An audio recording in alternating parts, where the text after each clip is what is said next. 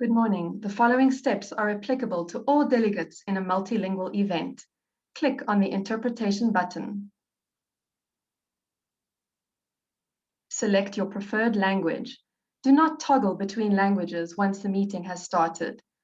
Once the language has been selected, please stick to the same language from the beginning to the end of the event. Only communicate in the language that you have selected. Select the Mute Original Audio option. You are now ready for the meeting.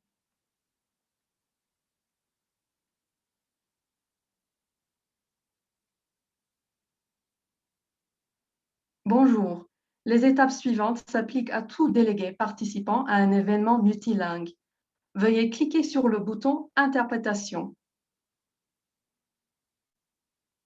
Ensuite, veuillez sélectionner votre langue préférée.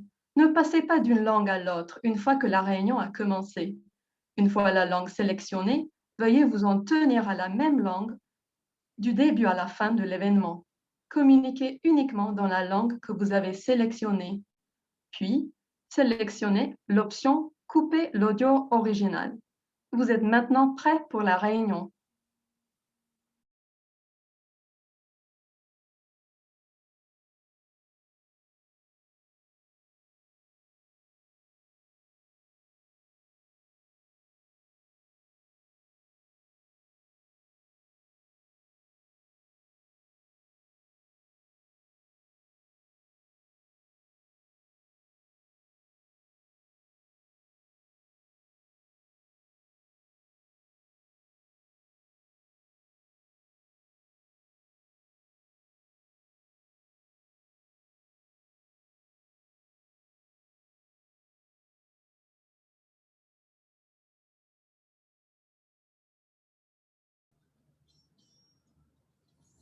Good morning, Logan.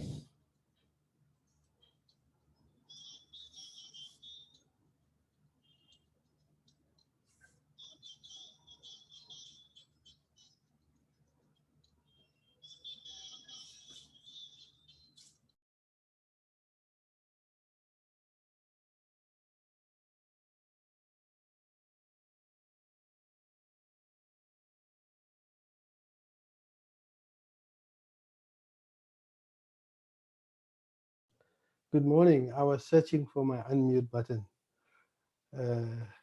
Who greeted me? Was it Matthew? Yes, Matthew, sir. Ah, how are you, my brother? Very well, sir.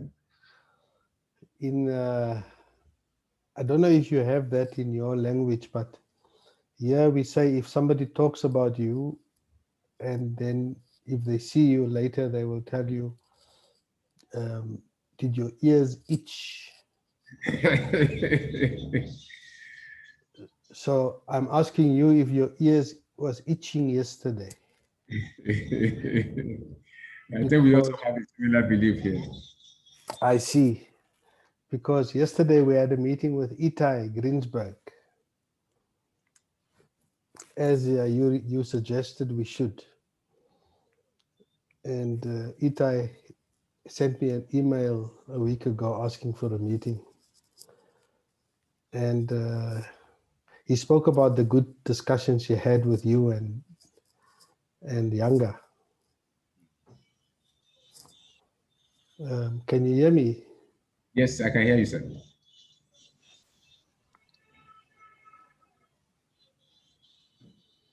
Matthew, can you hear me? Yes, I can hear you, sir.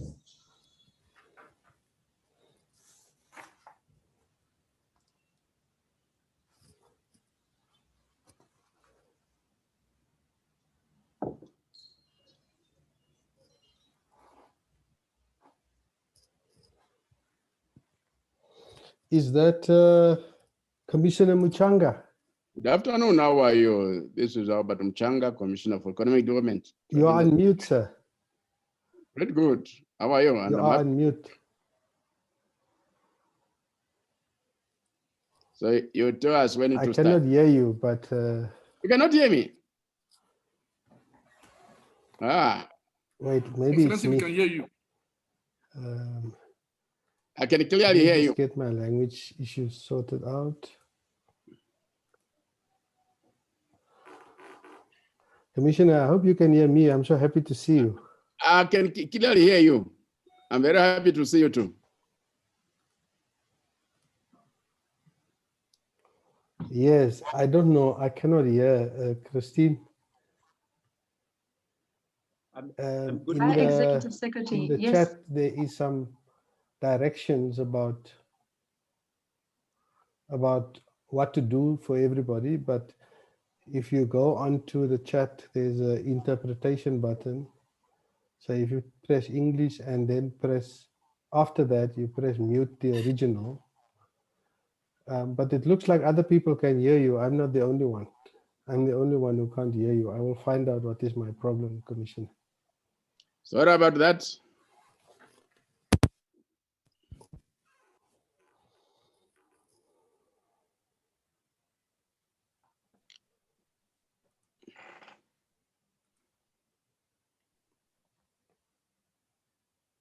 Mr. Chande, can you hear me?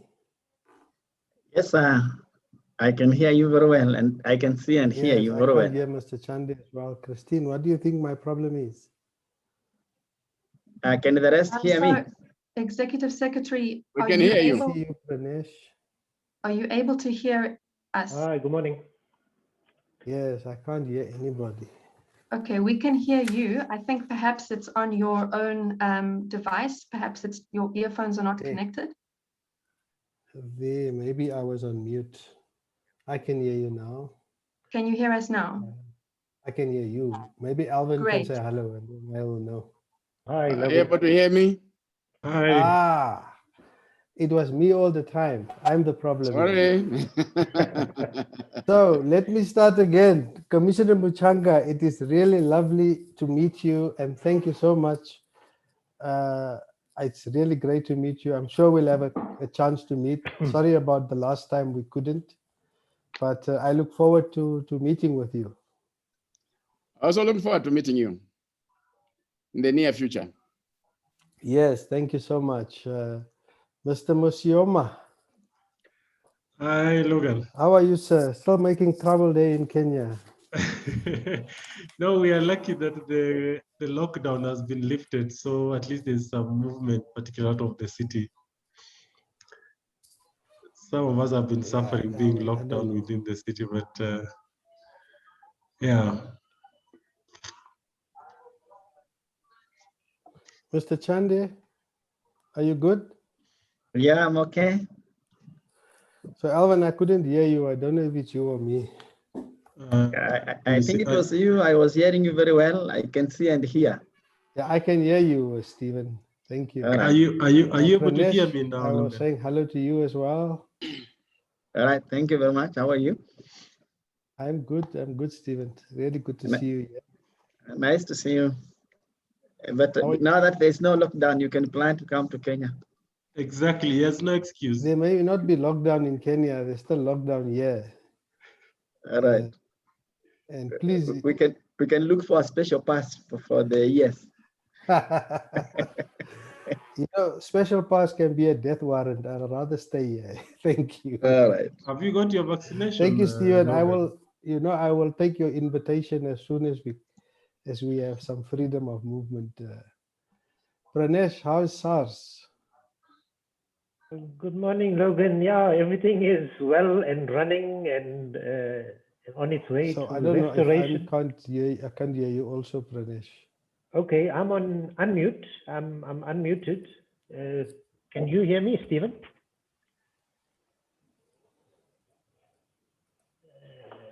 Good morning, everybody. This is how it works. We kindly request choose your option, click it again, and mute your original audio. Kindly mute your original audio. Okay, Logan, can you hear me now? Yes, I can hear you. Good, man. Good. Thanks. So And how are you is keeping? Yeah, no, we all excited with our new commissioner and the pathway set forward. It's always a challenge in one's lifetime to go through these ups and downs, but I'm an optimist, and I think SARS is very resilient, and will shine very soon again, if not already. Thank you. I must tell the organizers I will stop chit-chatting now because I think it's time to start. So I will go back and hand over to the organizers. But good morning, everyone. Thank you.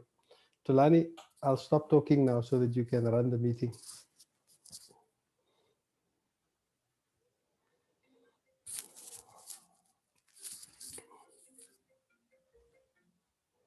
Yes, Bernie.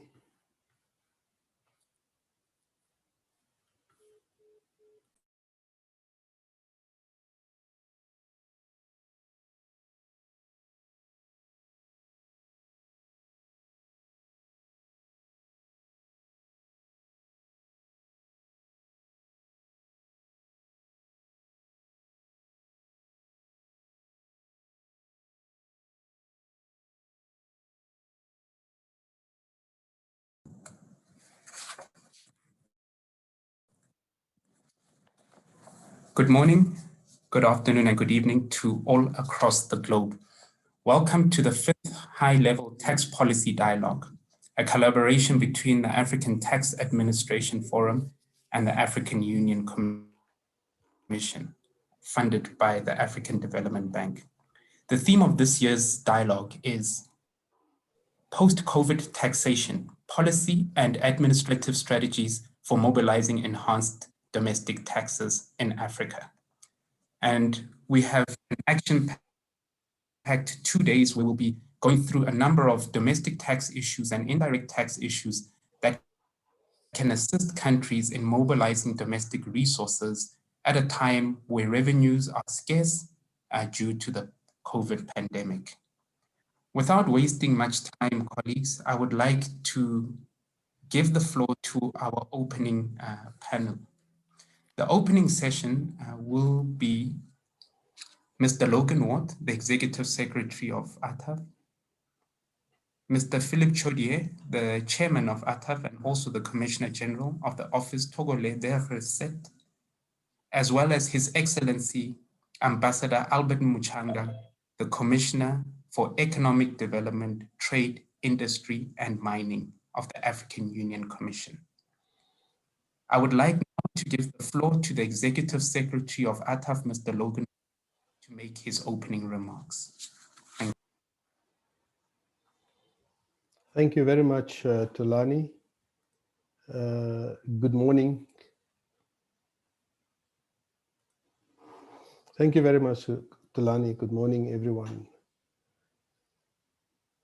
Let me greet the Chairman of the ATAF Council, Monsieur Philippe Chodi, Your Excellency Ambassador Herbert Muchanga, Commissioner of the Economic Trade and Development at the African Union, Honorable Ministers who are present here today, Permanent Secretaries, members of the Pan-African Parliament, members of the ATAF Council, our development partners, members of civil society, academics, tax officials from all over the continent and the world. We are very excited today. This is the 5th high-level policy dialogue that we are hosting, and we are doing this in association with the African Union Commission and the African Development Bank. This is a crucial dialogue at a crucial time in the world and at a crucial time on the continent. I'm particularly excited because by yesterday afternoon, the ATAF team reported just short of 1,000 people who have registered for this meeting. By now, I think we have crossed that 1,000 line. And it is particularly exciting for us because never before have we had a conference with so many registrations. And if anything between 80 to 100% of those are actually present, it makes the significance of this conference even more important. So thank you everyone for joining us today. The advent of COVID-19 continues to take the world through a path that has forced many of us to contend with uncertainty. Though our human resilience and technology continue to prevail through creative means to overcome at all odds. The proverbial reset button has already been set in all spheres of life as we become used to this new normal, whether social or economic, and how the continent proceeds from this juncture will determine the extent to which we are able to reach our goals for Agenda 2063 amongst many of the continent's goals to develop ourselves. COVID-19 has had a major economic impact on countries throughout the world, and we in Africa have not been spared. As the effects of this devastating pandemic on the global economy continue to emerge, it is clear that we can no longer rely on aid to supplement our revenue targets, pandemic or not. Everyone has been affected, and our development partners have to support their own recovery. And so proceeds from aid and other support will diminish as developed countries are looking to sustain their own economies.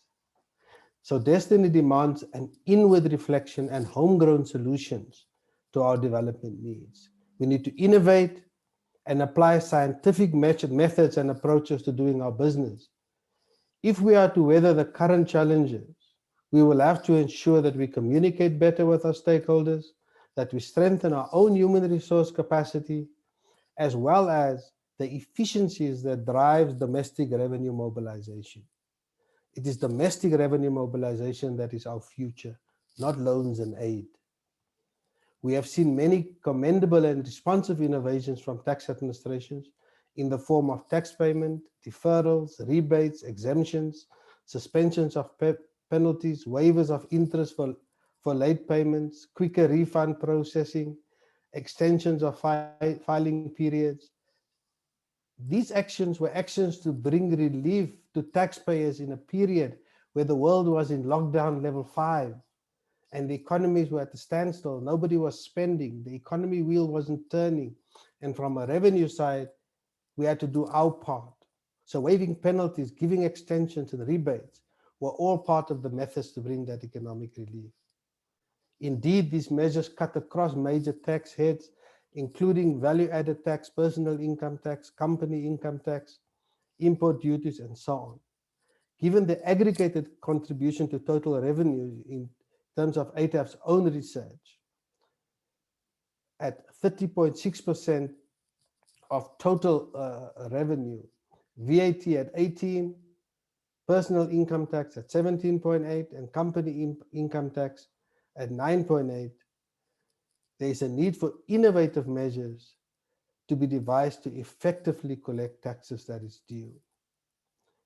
While we continue to build effective and efficient tax systems to stem illicit financial flows, largely by multinational companies, we will also need to walk a tightrope to ensure that we deploy mechanisms that will assist small to medium enterprises, many of whom remain on the brink of economic collapse in our countries.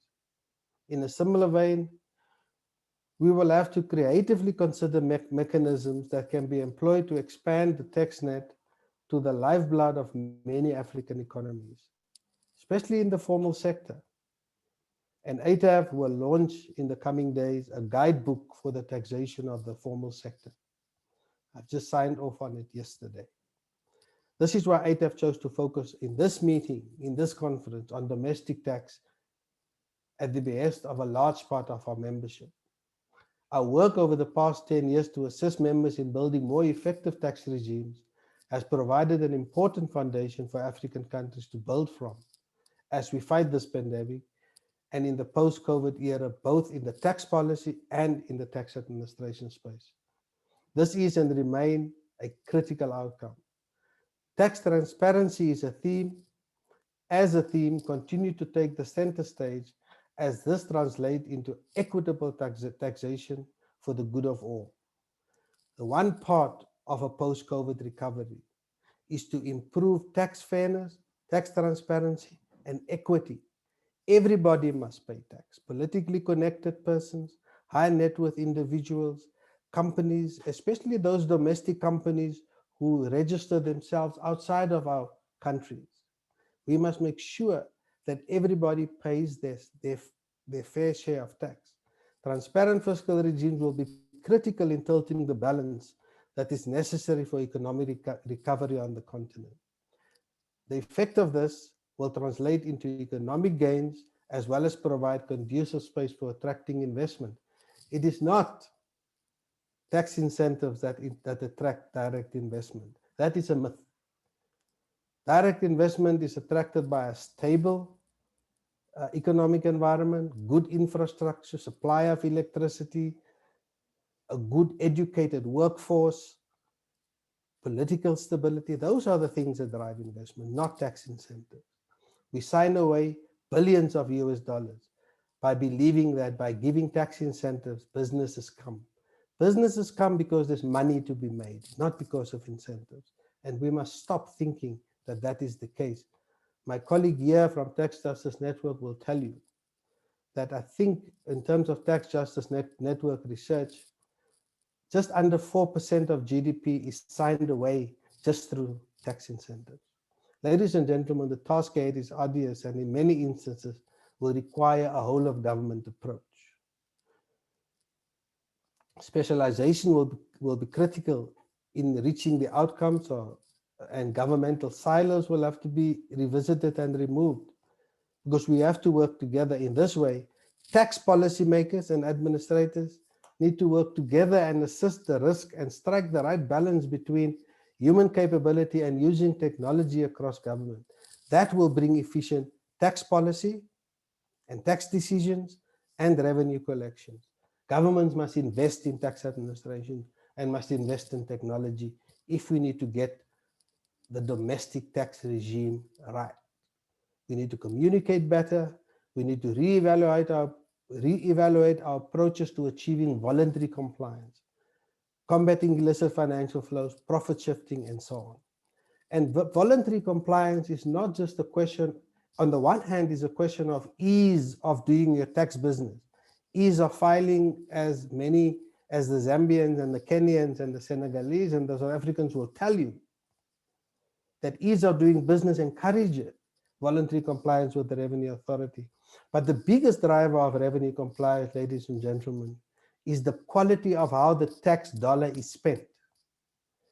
If governments steal tax money, if government wastes tax money, if the taxpayer do not see the benefit of what the tax money brings, that affects tax compliance far more. And so, whilst as administrations we don't have control over how money is spent, we must be assured that tax compliance, and especially voluntary tax compliance, is driven by the quality of how the money is spent. So, in addition, revenue authorities should embrace those modern practices, and we can look at systems like Asikuda on the customs side. We at ATAF Secretariat have started the process of trying to develop a tax administration system that the whole continent can use, that we can own the licensing rights of, and that can be worked at all levels of tax administration. It's a 3-year program that we hope to give some results on. Let me go towards the end of what I want to share with you. We've come a long way from the last time we physically had this conference in Zimbabwe. Through collective effort, we've been successful in putting forward a united voice to the global tax debate as an African continent. Our work in this regard has been greatly enhanced by the support and partnership with the African Union Commission, and I'd like to thank His Excellency Commissioner Muchanga for the support of the African Union in this regard. And though this process is not complete, the progress is steady and promising. In particular, the Continental Platform on Tax to be operationalized soon through the African Union will afford us the opportunity to discuss tax issues necessary for driving effective revenue mobilization on the continent. We've made progress that we should be proud of. However, this is the time to ensure that our efforts are driven at an even higher pace and greater vigor. And ATAF has established a dedicated unit inside its secretariat to support the work with the African Union to ensure that all continental needs are met. And before I conclude, part of that global work involves the taxation of the digital economy. It is not the subject of our discussion today. What is a subject of our discussion is a post-COVID recovery. A big part of future taxation will come when we get right how we tax multinational companies who do not have a physical presence in our country. We know that modern multinational companies, whether it's Google or Apple or Amazon or Facebook, whoever, they're all present everywhere and they do good business. These are good innovations and they do good business in our countries. But due to a lack of physical presence, the billions they make are not taxed. That's an important part of revenue that if we don't get it right, we stand to lose big. Ladies and gentlemen, ATAF has produced a set of proposals that we will present to the inclusive framework in Paris on our view on how the digital economy should be taxed in a way that developing countries in general and African countries in particular do not lose.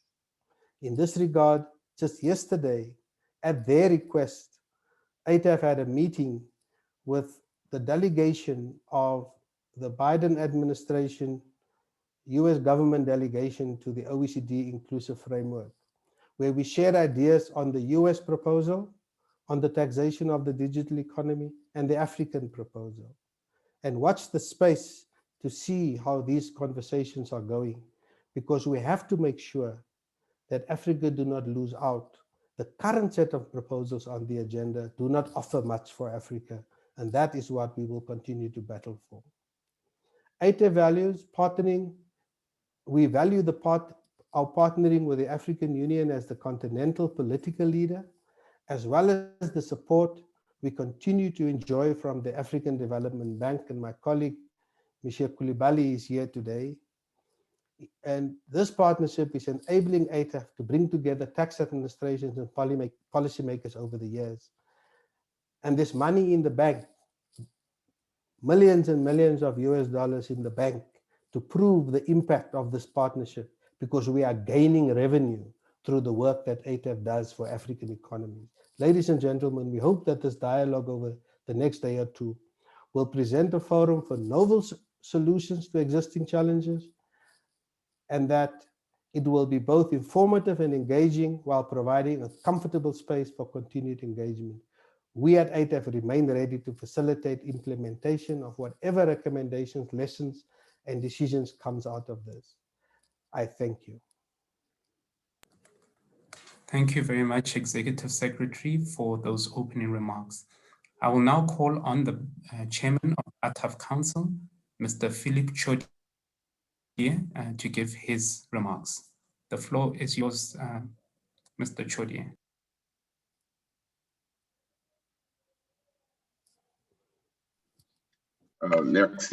Merci, bonjour tout le monde. Je m'excuse, j'ai eu quelques petits soucis à me connecter, mais je pense que ça y est et que je me fais bien entendre. Excellence, Monsieur l'ambassadeur Albert Muchinga, commissaire au développement économique, au commerce, à l'industrie, aux mines de la Commission de l'Union africaine. Mesdames, Messieurs les ministres des Finances ici présents, Mesdames, Messieurs les secrétaires permanents ici présents, honorables membres du Parlement panafricain, Messieurs les membres du Conseil de l'ATAF, Messieurs les secrétaires exécutifs, le Grand Oeuvre de l'ATAF, chers collègues responsables des administrations fiscales africaines, chers partenaires, distingués invités à vos rangs, grades respectés.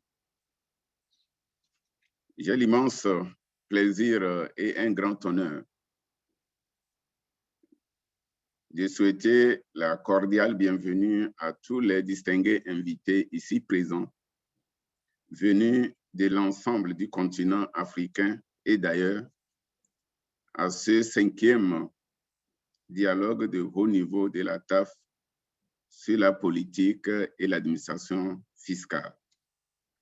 Nous voici de nouveau réunis pour la deuxième fois consécutive pour cet événement si important pour l'amélioration de la mobilisation des recettes sur notre continent. En cette période difficile de COVID-19, votre participation à ce dialogue témoigne de votre engagement à contribuer aux échanges en vue de définir les stratégies et rechercher les solutions à mettre en œuvre pour parvenir à une économie résiliente dans nos pays africains. Excellence, Monsieur l'ambassadeur Ober Mshunga, commissaire au développement économique, au commerce, à l'industrie et aux mines de la Commission de l'Union africaine, permettez-moi de saisir cette occasion pour remercier très sincèrement la Commission de l'Union africaine, non seulement pour son partenariat avec ATAF, qui a favorisé l'organisation conjointe pour la deuxième fois consécutive de ce dialogue de haut niveau pour la politique, sur la politique et l'administration fiscale, mais aussi pour le renforcement de la collaboration entre nos deux institutions sur les questions fiscales impactant la mobilisation des recettes dans nos pays. Au nom de l'ATAF, je tiens à remercier tout particulièrement la Banque africaine de développement pour son soutien continu dans la consolidation des relations entre les responsables de la politique fiscale au sein des ministères des Finances et les autorités fiscales sur le continent. Grâce à ce soutien, nous avons fait d'énormes progrès ces dernières années sur diverses questions de politique et d'administration fiscale, y compris le débat sur la fiscalité internationale qui se poursuit à l'échelle mondiale. La Banque africaine de développement a également contribué au renforcement des échanges sur la nécessité d'une fiscalité adaptée au développement socio-économique des pays africains. Cette réunion se tient à un moment où la crise de COVID-19 a eu un impact considérable sur la collecte des recettes dans la plupart des pays africains. Alors que les résultats sanitaires sur le continent s'améliorent grâce au respect des mesures barrières, la priorité des gouvernements africains se concentre désormais non seulement sur la vaccination de leur population, mais aussi sur le redressement de leur économie par la définition d'une meilleure stratégie de mobilisation des recettes fiscales domestiques. Distingués invités, mesdames et messieurs, au cours de l'année écoulée, en plus des défis liés à la mobilisation de recettes auxquels sont confrontés les États africains, ces derniers ont dû accorder divers allègements, y compris les allègements fiscaux et des mesures de soutien aux entreprises pour atténuer l'impact de la pandémie de COVID-19. Ces mesures de protection sociale ont été élargies aux communautés et aux ménages vulnérables. Toutes ces mesures ont conduit à la réduction des ressources indispensables pour le développement des économies de nos pays. Cette conférence nous offre l'opportunité d'échanger de la meilleure façon de combler les écarts créés par ces mesures grâce à la mobilisation plus accrue des ressources fiscales intérieures. en choisissant le thème de cette conférence.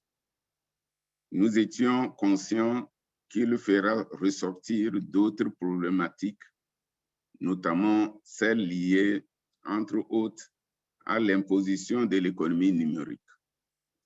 Les pays africains doivent se tourner vers la solution locale en déployant des stratégies progressives visant à élargir leur fiscalité, leur assiette fiscale.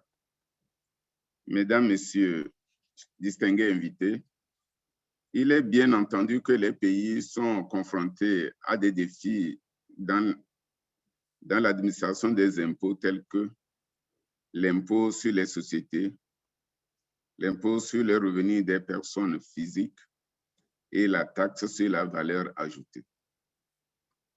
Au sujet de l'administration des impôts, il faut noter que la discipline fiscale, pour le moment, reste aussi un défi majeur à relever dans nos États, car le niveau de cette discipline à travers le continent est faible.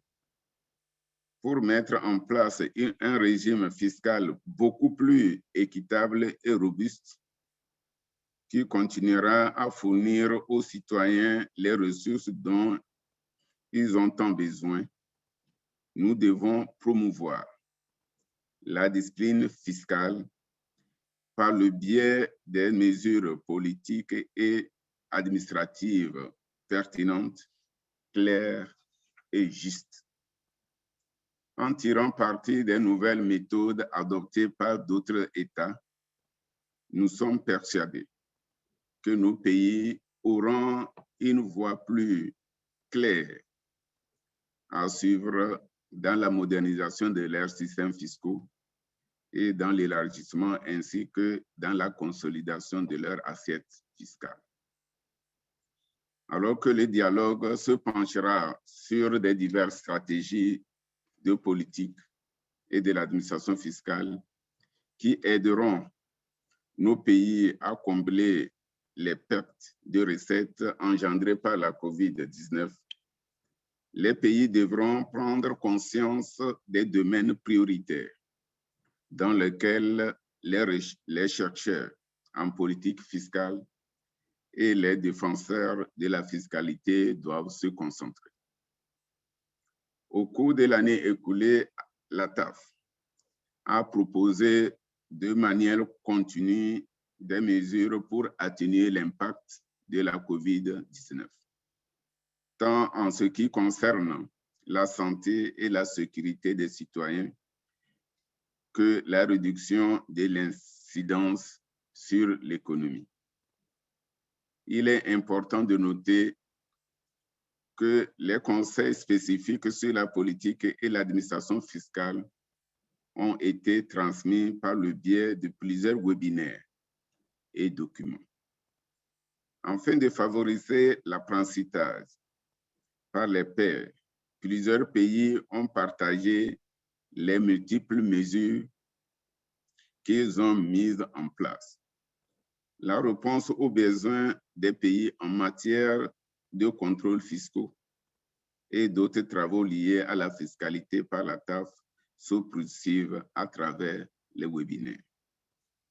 Je tiens à réaffirmer que, comme nous le faisons depuis plus d'une décennie, la TAF s'engage à soutenir les systèmes d'administration fiscale sur le continent.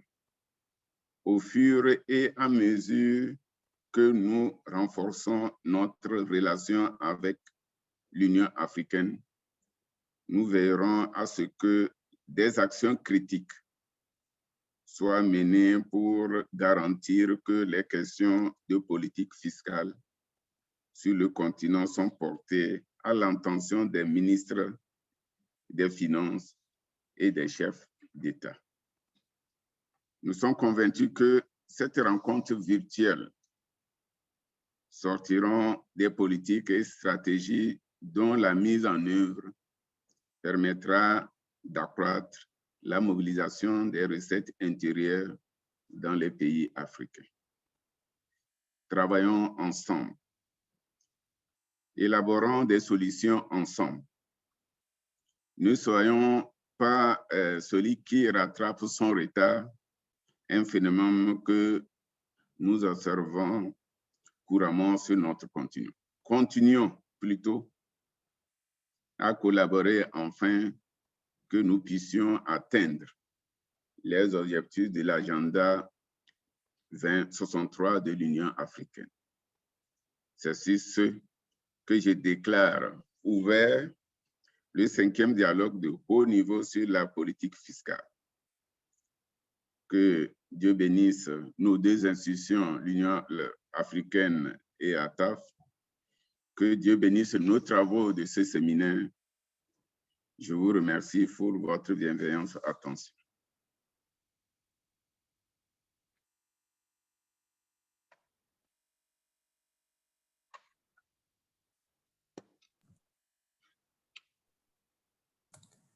Thank you very much to the chairman of the ATAF Council for those illuminating opening remarks. I will now invite His Excellency Albert Muchanga, the Commissioner from the African Union Commission, to deliver his opening speech. Thank you very much, Director of Ceremony. Mr. Philippe Chaudier, the Chairperson of the African Tax Administration Forum, the Honorable Ministers responsible for finance who are with us in this meeting, as well as the Honorable Ministers of the members of the Pan-African Parliament who are also with us this morning, as well as the Permanent Secretaries and Director Generals of the respective Ministries of Finance. I also like to salute Mr. Logan Ward, the Executive Secretary of the African Tax Administration Forum, Your Excellencies, the distinguished delegates, and ladies and gentlemen.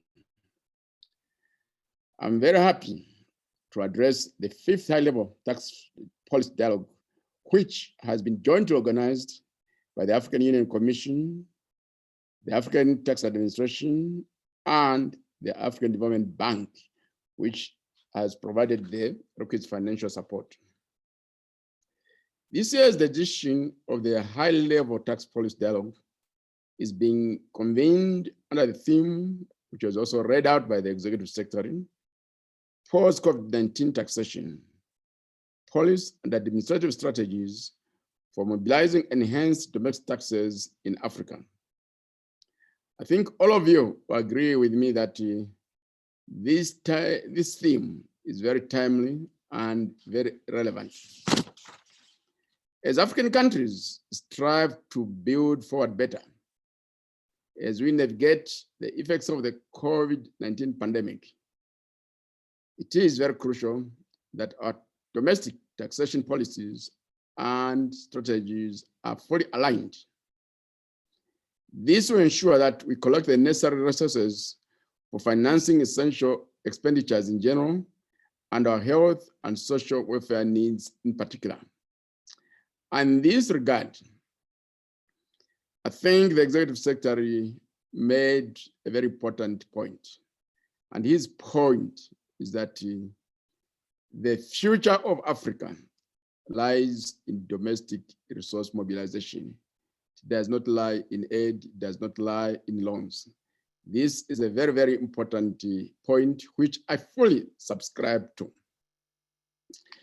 As a result of the COVID-19 pandemic, 2020 was a challenging year. The COVID-19 pandemic exposed our weak health and economic systems. It consequently adversely affected the livelihoods of our people. The African Development Bank estimates that about 39 million Africans could fall into extreme poverty in 2021 if appropriate support is not forthcoming. And there is going to be higher negative impacts on women. As a result of the COVID-19 pandemic, the gross domestic product of Africa contracted by 2.1% in 2020, putting us in a recession for the first time in 25 years. Per capita incomes fell by as much as 6.1%. And the downturn continued in other areas as well. Total nation savings in some of our countries dropped by 18%, and the remittances dropped by 25%. On the other hand, foreign direct investments also dropped by as much as 18%. At the fiscal level, the average fiscal deficit climbed up to 10.7% in 2020, while debts rose to about 70% of GDP in 2021, and that's the projection. And this will be up from 65.7% in 2020. It is against this background that African countries must take a dynamic approach in creating an environment that facilitates the rapid upturn of economic activities while optimizing much needed tax revenues to meet the needs of our people. Currently, many African jurisdictions are making efforts aimed at deepening and broadening their tax bases. This is being done through policies and processes that improve tax compliance rather than introducing new taxes. This approach is providing incentives that are necessary to ensure the survival and sustenance of economic activities, while making sure that relevant economic and commercial actors, as well as individuals, pay their fair shares of taxes on time and in full. One of my strategic focus areas as I execute my new mandate is on enhancing domestic resource mobilization as one of the key strategic focus areas anchored on the elimination of illicit financial flows from Africa. Under the reality of the COVID-19 pandemic, African countries have to be more reliant on domestic resource mobilization, especially tax revenue sources. In this connection, I eagerly look forward to this meeting coming up with strategies for enhanced mobilization of domestic taxes in our continent.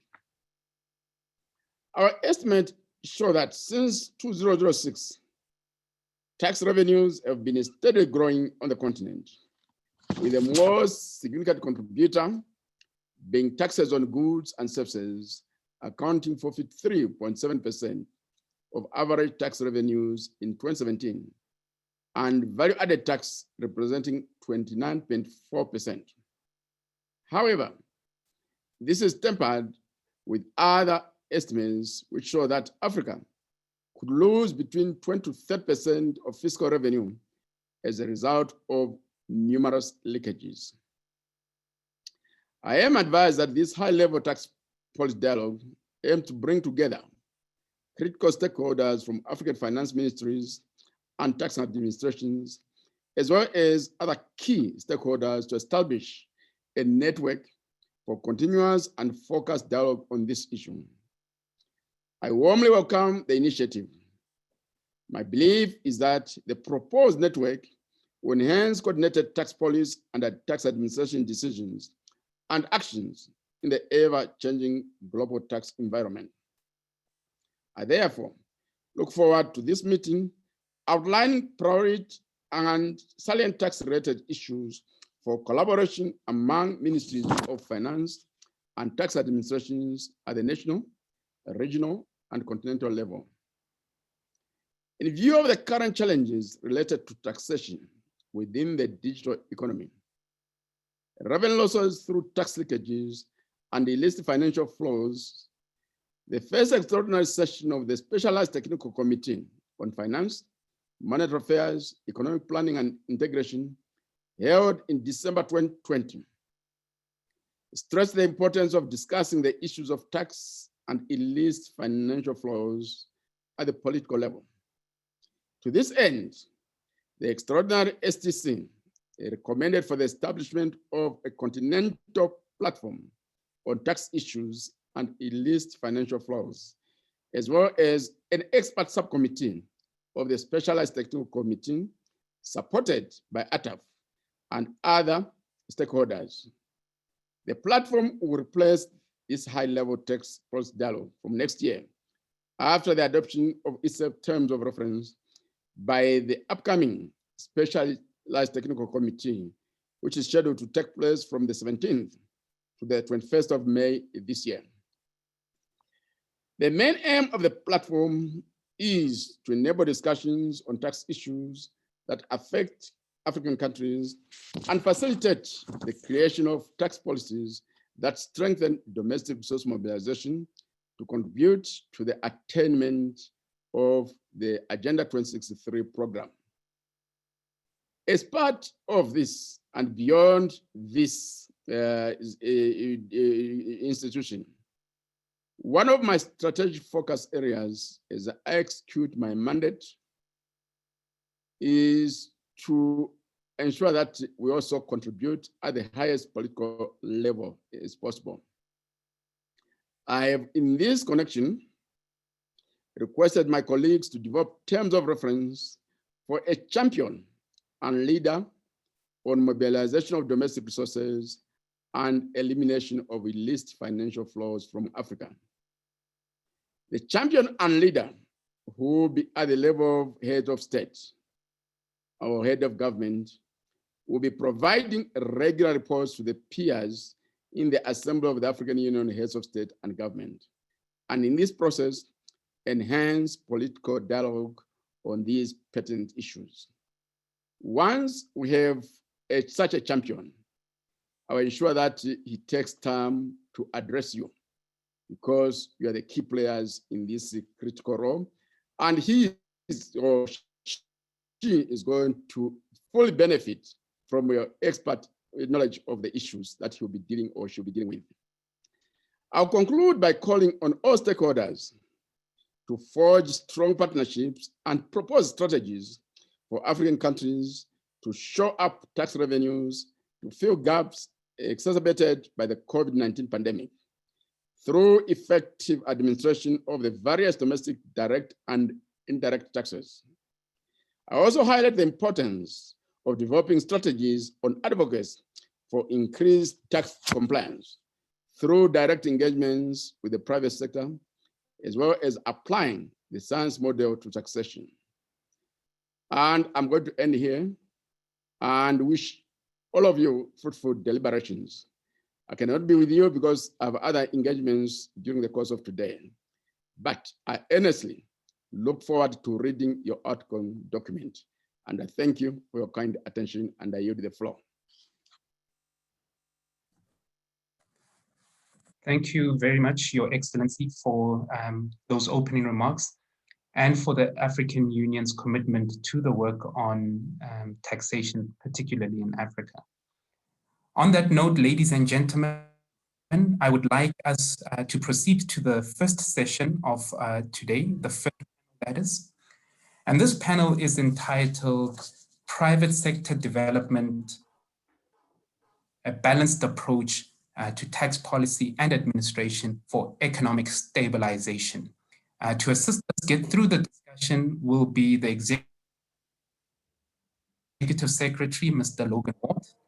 And the panel has changed slightly. We will be joined by Dr. Yakama Jones. She's from the Ministry of Finance of the Republic of Sierra Leone.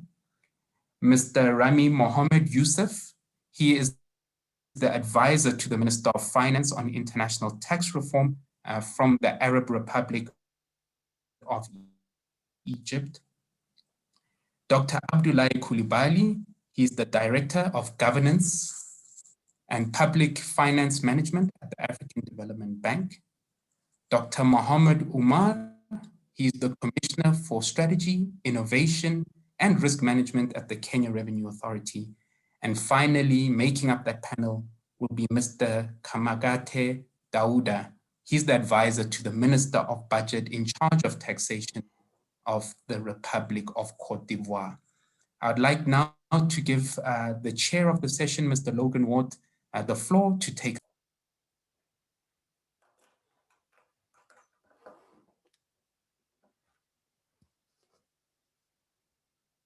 Thank you very much, Tulani. I trust everybody can still hear me. I also hope, Tulani, that I have sufficiently or adequately written down the names of the panel that have changed, as I did not have two of those names as you were speaking. It would be great if you can WhatsApp me that while I speak so that I don't get it wrong. I'll appreciate that. Ladies and gentlemen, this is exciting as we have our new session. The World Health Organization last year declared COVID-19 to be a pandemic, and we know what the impact of that has been in terms of fatalities, loss of life, loss of productivity, livelihood. And while the fatality rates were significantly lower in Africa compared to Europe and the US, the pandemic still had a devastating impact on the lives of many people on the continent, and also on important economic sectors such as tourism, agriculture, and the extractive economy. And in this light, we're talking in this meeting about the need to take a balanced approach in creating an environment that facilitates the upturn of economic activity while optimizing much needed tax revenue. Earlier, we spoke about tax relief that we had to give in the advent of the pandemic when there was chaos around the world. We're still in the pandemic, but we must prepare for economic recovery in a post-COVID environment and in the current environment. And so domestic resource mobilization is at the core of those efforts.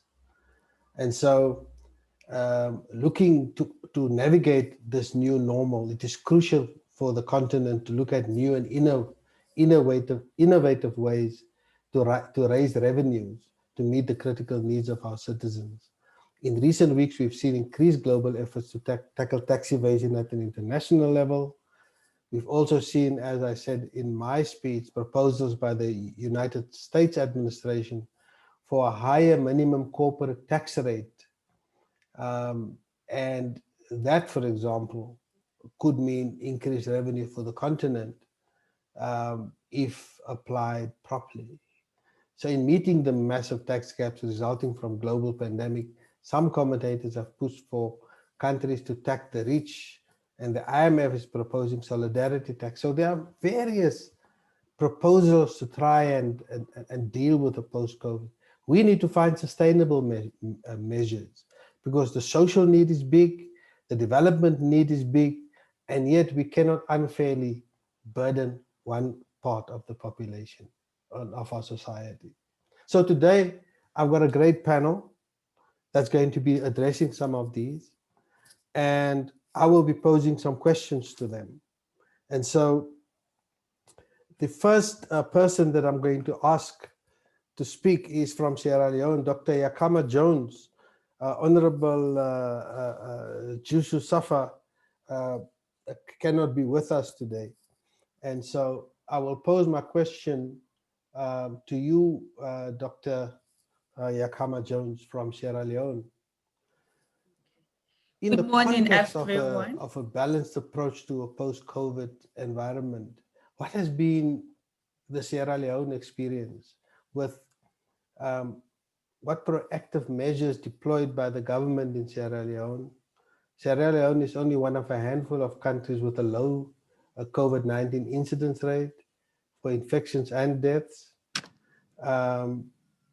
However, due to the pandemic, there was a shortfall in revenues last year, and the recovering economy happening now. In finding new ways to boost your economy in the country, and in turn, of course, tax revenues and promoting private sector development, can you share with us some of the measures the government in Sierra Leone has implemented in the past year to deal with these challenges? And maybe also whether your experience of previous different types of pandemics have have helped you in dealing not only with the pandemic, but in a post-pandemic recovery? Please, if you can respond to that question for us, I'll very appreciate Dr. Jones. Thank you. Good morning, everyone. Can you hear me?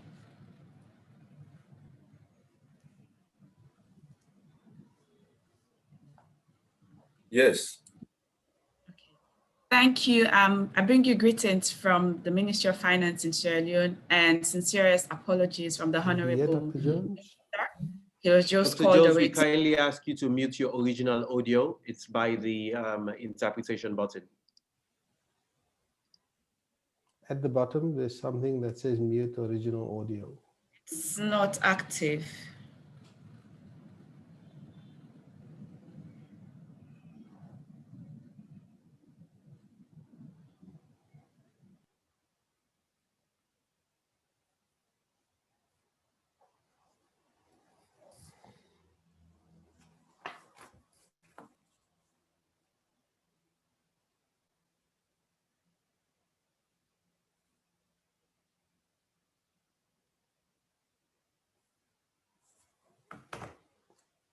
Shall we see if Dr. Jones is with us?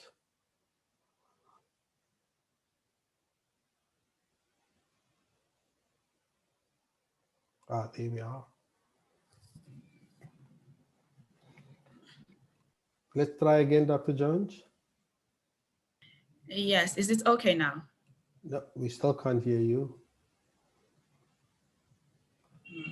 Well, I think it depends. I'm hearing him, brother.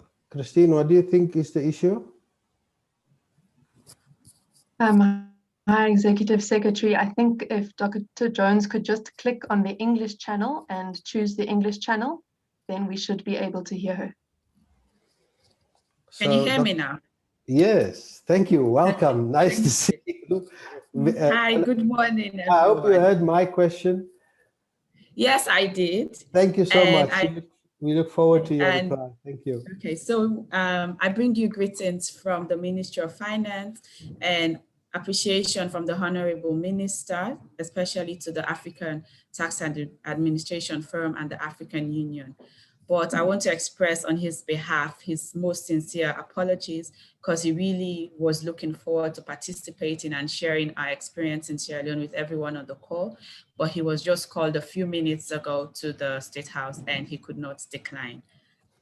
On the question you posed, yes, Sierra Leone, we really are grateful, and really looking back, it's quite comforting that the measures that we took earlier days in COVID have helped us to kind of manage the pandemic and cut down on the lives that we've lost and also how badly it affected our economy.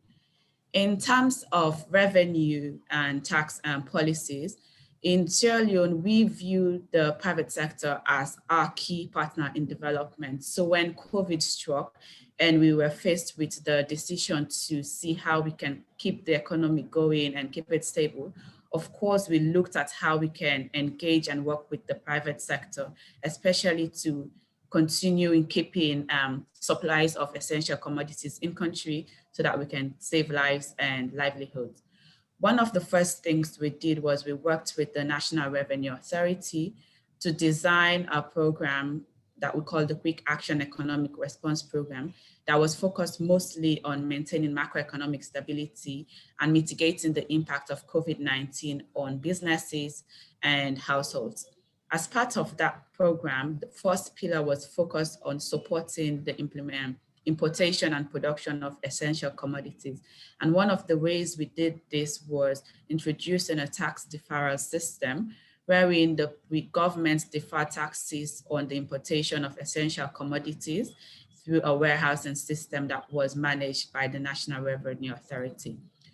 Because of this system, the private sector was still able to continue the importation of essential commodities, especially food items and medicines, and that helps us maintain the stock of those commodities in country, and also engage the private sector to continue in procuring those commodities. So in that way, even though taxes were not paid upfront, going down the line, usually in 3-month cycles, we were able to recoup the taxes that were due on those products.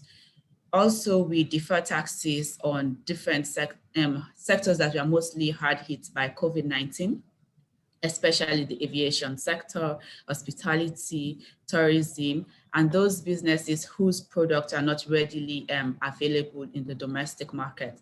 So that deferral system also helps the private sector to continue operations in providing those goods and services whilst paying, so they get their revenues and then pay the taxes down the line.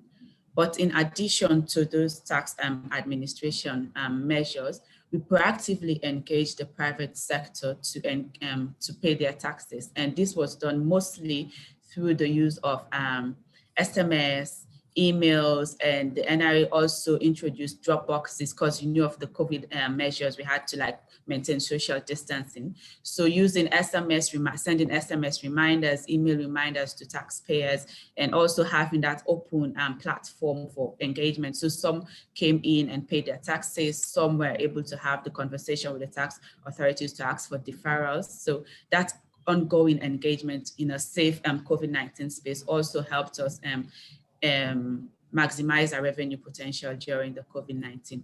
And what's interesting to report is that when COVID broke out, the pandemic broke out, as all countries, we needed to reevaluate our macroeconomic fundamentals. So we revised our revenue targets downwards as we did for our GDP growth targets. And for Sierra Leone, we were able to surpass the revised revenue targets that we set for ourselves for COVID-19. And one of the things that I also want to point out is that whilst we are recovering from and responding to COVID, we initiated lots of measures to continue engaging the private sector to not only understand their operations, but to also build trust in our engagements between the public sector and the private sector. So during COVID-19, we also engaged with the private sector in the development of the Finance Act, because it's in the Finance Act that we annually review fiscal measures targeting different sectors in the private sector. So that engagement also helps strengthen the foundation of our engagements with the private sector to build trust and openness, and it also helps them being more compliant with paying taxes. And going forward, we continue, the government remains committed to continuing this engagement with the private sector.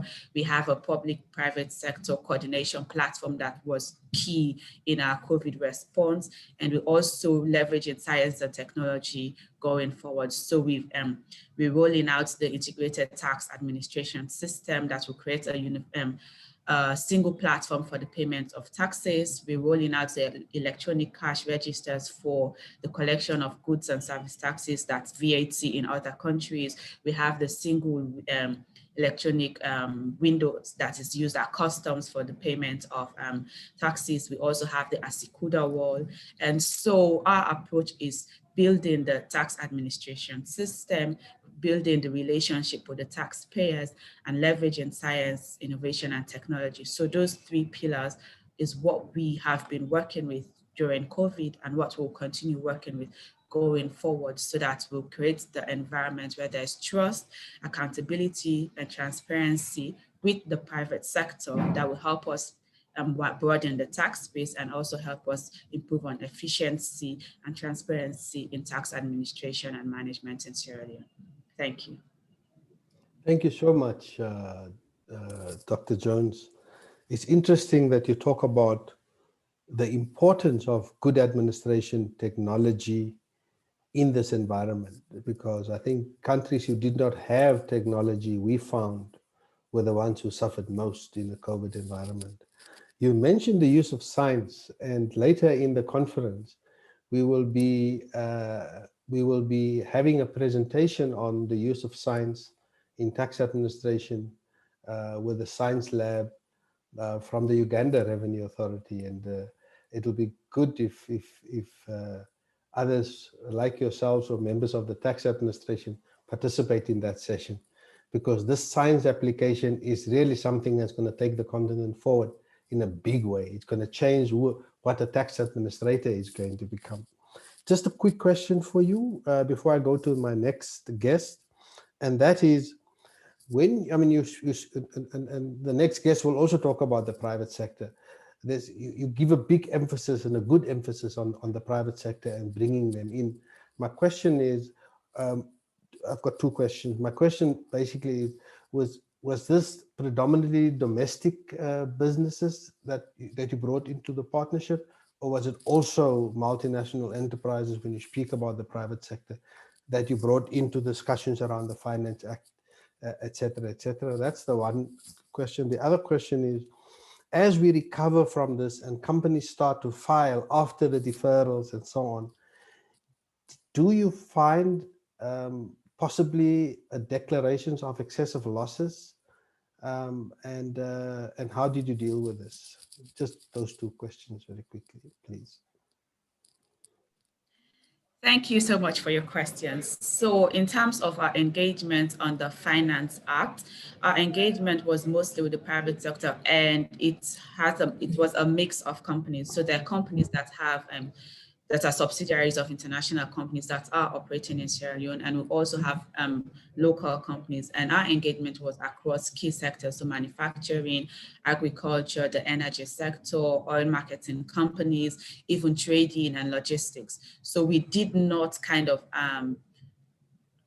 differentiate between what's international and what's domestic. What we did was like having sectorial discussions with the private sector to understand what their issues are and how we can address some of those issues and work together with them to move our agenda forward in terms of private sector development, but them also complementing revenue generation activities of government, and how in these engagements, they are not one-off engagements, but building the system to like institutionalize public-private dialogue so that going forward, they can be in that space to not only ask government for concessions, but also test and give feedback to fiscal policies that can be more sustainable. And in terms of the returns further down the line after the deferrals, the Revenue and Tax Administration, Revenue and Tax Authority would be in a better place to provide the figures. But like I said, we exceeded the target the revised target we set for ourselves for COVID-19. Because when COVID started, of course, we know that domestic and international supply chains were disrupted, and also the COVID measures restricted economic activities. So we revised our 2020 revenue target downwards. But by the evaluations and the data that came through at the end of 2020, we exceeded that revenue targets by 140 billion leones. So the deferrals did not mean we lost 100% of our tax revenues. There were people that did come forward to pay the taxes down the line. I hope this addresses. Yes, thank you. That is really wonderful. Mr. Muhammad Nami, who is the chairman of the Federal Inland Revenue Service of Nigeria, and I had a conversation about a week ago about countries that have particularly been able to exceed their revised targets, because there are many countries in the continent who couldn't even meet the revised targets. And the revised targets took into consideration COVID. And it's an important conversation to be had, is what are the methodologies of meeting a revised target in this environment? So I'm sure there's a lot more we can ask you, but I will go to the next guest. Thank you so much so far, Dr. Jones. Let me go to Mr. Rami Muhammad Yusuf, who is the advisor to the Minister of Finance in Egypt. Mr. Yusuf, welcome. Hello, how are you? I'm very good. Nice to have you here. And thank you for joining us today. Thank you. My question is that, COVID-19 has seen the whole continent thrown into a recession. For the first time in over 2 decades, Africa has been a seed of great economic growth, even though from a low base, for 2 decades in a row. And so there's been this thrown into a recession as a result of COVID-19. But Egypt has been one of the very few countries who remain showing sustained positive growth in the face of this pandemic. So what I'd like is for you to take us through the strategy that the Egyptian government used to ensure continued growth amidst this pandemic, with a particular focus on your prioritization of the private sector as an engine of inclusive and sustainable growth? How did that work? First of all, thank you for the question, and I would like to thank the ATAF for these great events and the exchange of experience between different countries. Really, this is very helpful for, I think, not only for us, but even for everyone. So thank you for all the efforts you are doing all the time. Here, I just want to start from the word just you used. It's about the private sector as an engine, because actually that's how it works. It's the engine of the economy, and that's how we see it. And this was our main strategy, is to keep this engine working, not due to this pandemic to start losing this engine. And in order to maintain this, one of the main challenges it was about the cash, the liquidity, because at the time of the pandemic, you are suffering from incremental expenses, increase of expenses of the government, and need for more cash and need for more spending from the governmental side. While on the other hand, you need to maintain liquidity in the market to ensure that the private sector is still able to work and people are getting paid, so the life can survive and everything, economic life can keep going. And this was the main challenge and the very sensitive balance that you need to keep between these two demanding parts, which is the liquidity and the governmental spending. Toward this, our strategies, actually, it's not about the tax administration. It is a corporation for the whole government. So we start with some strategies that can maintain the liquidity for the market.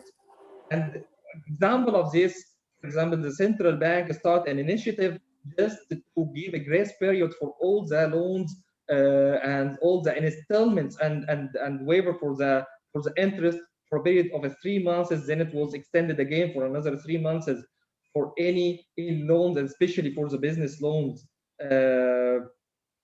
Also, the rate for the interest rate was reduced by 50 basis points within this period by the central bank. On the other hand, the Minister of Finance was taking some action, like it was like amnesty scheme for all the business who are willing to pay any lay or any tax arrears. So we implemented sort of amnesty scheme.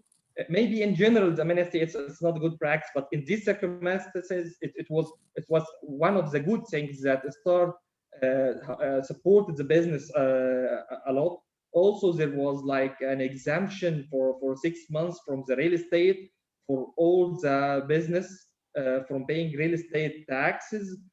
We also provided like a subsidy for the power, for gas and electricity, for factories and for planets, which supported these factories to be able to keep working in such a difficult time. So it was, and many other factors and many other measures that was taken in account. For example, we supported the natural persons through we revised the tax brackets for those peoples in order to support the lower income people in this. Also, a lot of subsidy for the casual labor. We have a lot of casual labor in Egypt, so we will start providing subsidy for the casual labor during the time, or actually it already exists, but we increased this subsidy within this time. So we start providing a lot of measures and implementing a lot of measures that can help business just to maintain the liquidity and keep things moving. Like we accelerated the VAT refund for the exportation, and even it was more based on a sampling basis, and instead of a full audit for these companies who are requesting the VAT refund. All of these measures helped a lot to maintain the liquidity in the market. And here came the question: we sacrificed with part of this revenue. How it was after that? How we compensate this loss of revenue? we start in return more focusing in green taxes, which was like a new topic in Egypt. So we start having a focus on green taxes and implement a new green tax in Egypt related to fuel and other type of fuels and consumables. And also we start focusing on the health related taxes like tobacco tax. We increased the tobacco tax, and it was something justified in the time of the pandemic because we are spending more in taxes. So when in health, so when we are imposing or increasing taxes on tobacco, it makes sense for people and they can accept it. And also we start looking at new areas like at the time of the pandemic, it was the peak, and it was like evolution for the e-commerce, which it was a new topic, and it accelerated the growth of the e-commerce. I don't think it was not only in Egypt, it was everywhere. So we start also amending our legislation to capture the e-commerce part and the digital economy in general. So having all this support us to compensate the shortage that we suffered by the measures we applied in order to support the business. We introduced the new customs law, which support with the logistic parts for the business, so they are able to import and export more fast and in a more active way. So it was a group of measures under one strategy just to keep this engine working. Thank you. You know, I think the centrality of the private sector that drives growth cannot be overemphasized. Dr. Jones just made it, you are making it, and that it is the private sector or the business or the non-state actors that drives growth is the message that you are saying, not the state. In fact, your message is that the state provided supporting measures that looked at key elements, and you spoke about providing liquidity and providing relief. There are 2 points that you made that is very familiar because the ATAF headquarters is in South Africa where we are, and they also introduced some form of subsidization on employment and wages.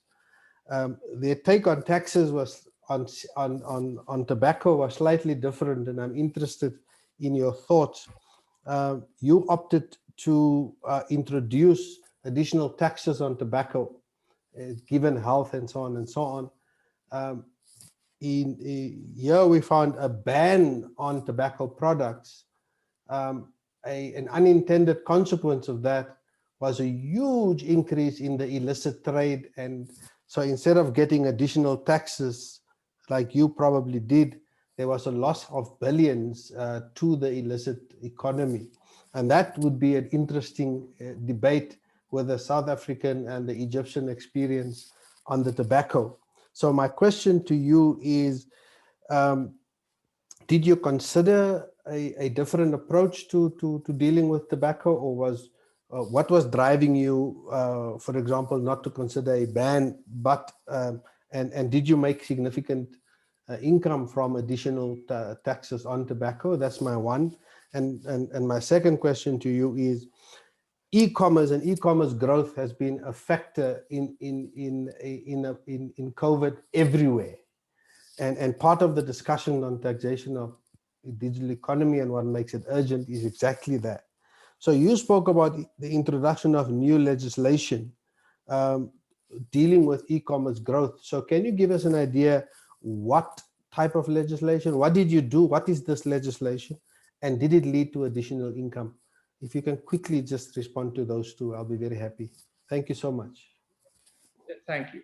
The first one about the tobacco and why we didn't go for a ban for the tobacco and we go for increasing or for applying more taxes in it. Actually, we don't believe that the ban will be the solution, because if you just go for the ban, as you said, if we go like illicit trading for the tobacco, and maybe you will give some pressure or some open like a path for some people to go for something maybe worse than tobacco, maybe drugs or something else. So instead of just creating like a black market for the products of tobacco, because as you know, everywhere people will never give up smoking and using tobacco. So we can just use the influence of the prices in just pushing people to reduce the consumption, the use of the tobacco products. When we apply more taxes, that means that prices are going to increase, and at the time of the pandemic and at the time of such difficult times, people will prefer just to spend money in more essential products rather than. So when you increase the prices for tobacco, you are getting both benefits. You are getting the health benefits of people, so you are reducing the consumption of such products, and on the other side, you are generating more revenues and preventing the creation of a black market. So this is briefly why we decided to go for increasing taxes rather than for the tobacco. The second part is related to the e-commerce.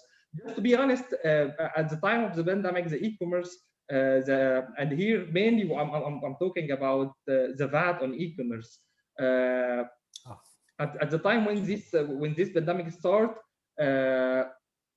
Egyptian VAT legislation was not prepared or was not equipped with all the proper tools to implement the e-commerce. And actually, the time was not in our benefit just to start going for a full amendment for the legislation.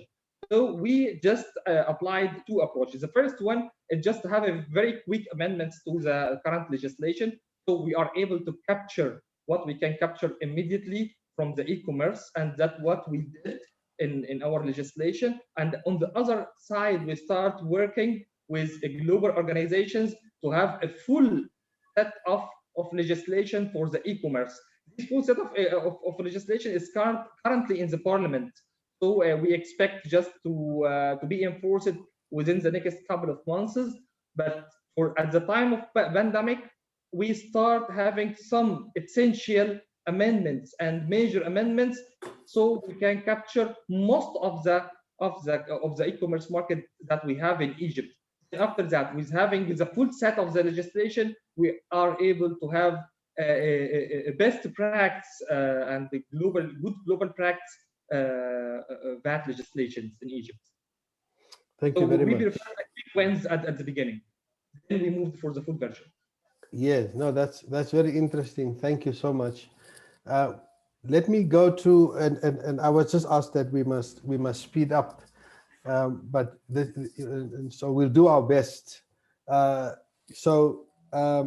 me go to our next speaker. It is Dr. Mohammed from Kenya Revenue Authority. You are the Commissioner for Strategy and Risk and Innovation, and it calls for innovation, Dr. Mohammed. So it's really nice to have you, and thank you for joining us. You know, revenue authorities has been the bridge between policymakers and finance ministries and the private sector. And there's a sustained effort by countries to curtail tax evasion and increase compliance, and especially voluntary compliance. So I think the questions to you is, over the past year in Kenya Revenue Authority, what did you do to ensure that you meet your revenue goals and that of the government? And also, what advice would you offer to other countries on the continent in mobilizing domestic revenue, considering we have to concentrate on inwardly generating revenue and not negatively affecting the business climate? We've heard, especially from the previous two speakers, on the concentration on making the private sector work and liquid, and part of that is giving, but yet we have to generate income. So what actions have you taken in KRA to ensure that you meet your revenue goals, and do you have advice for others? Okay, thank you very much, Logan. I hope you can hear me. Yes, we can. Good. Yes. What did we do? First of all, when the pandemic hit, just like every other country, we embarked on.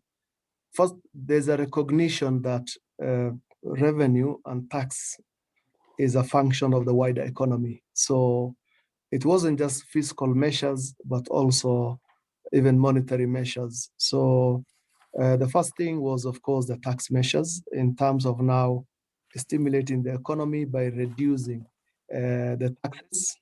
And I'll just give some examples. Pay as you earn, a reduction of taxes from 30% to 25% during the pandemic.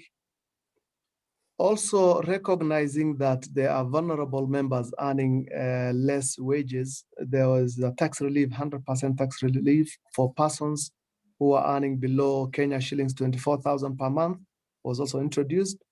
Previously it was 16,000, so the threshold was raised to allow many people enjoy the relief. A reduction of corporate tax rate from 30% to 25%. Value-added tax from 16% to 14%, and also looking at the micro and small enterprises, there's a turnover tax that really that they pay, the smaller enterprises with the low turnovers. That was also reduced from 3% to 1% of their turnover. So these were some of the measures, but there were other these were more of policy measures, but there are other administrative measures that were also instituted. For example, the issue of refunds. There was a determination by the National Treasury to ensure that funds are availed to ensure that for liquidity purposes among the enterprises, we have refunds fast-tracked and funds availed so that can help the private sector. There was also a particular focus on high net worth individuals, a focus on reducing tax expenditure. And this will also appear in terms of my recommendations later, that I totally agree with Logan, some of your observations that tax expenditure, incentives and tax rebates may be important in targeted sectors, very specific, where you have a framework, you have a clear methodology for doing cost-benefit analysis, but they can't just be broad-based incentives that you give away without looking at what is it that accrues to the country. So that was also part of the effort to ensure that that there is fairness in the tax system. And our research internally has shown, and the research by other institutions have shown that people who are trying to invest in a country, incentives are not top priority. In fact, the common priority position is number 12 or 13. So there was that recognition that we need to relook at a host of incentives and exemptions. We also, bearing in mind that some taxpayers might struggle during the pandemic, and we've already been using alternative dispute resolution as a mechanism. If a taxpayer or a corporate entity wanted a payment plan or some form of dispute resolution, that was also enhanced, although it was already in place, but it was enhanced, and that has actually worked. So these are some of the measures in terms of tax administration as well as tax policy. Beyond that, and bearing in mind that the wider economy is also very important, the central bank had also embarked on a number of measures.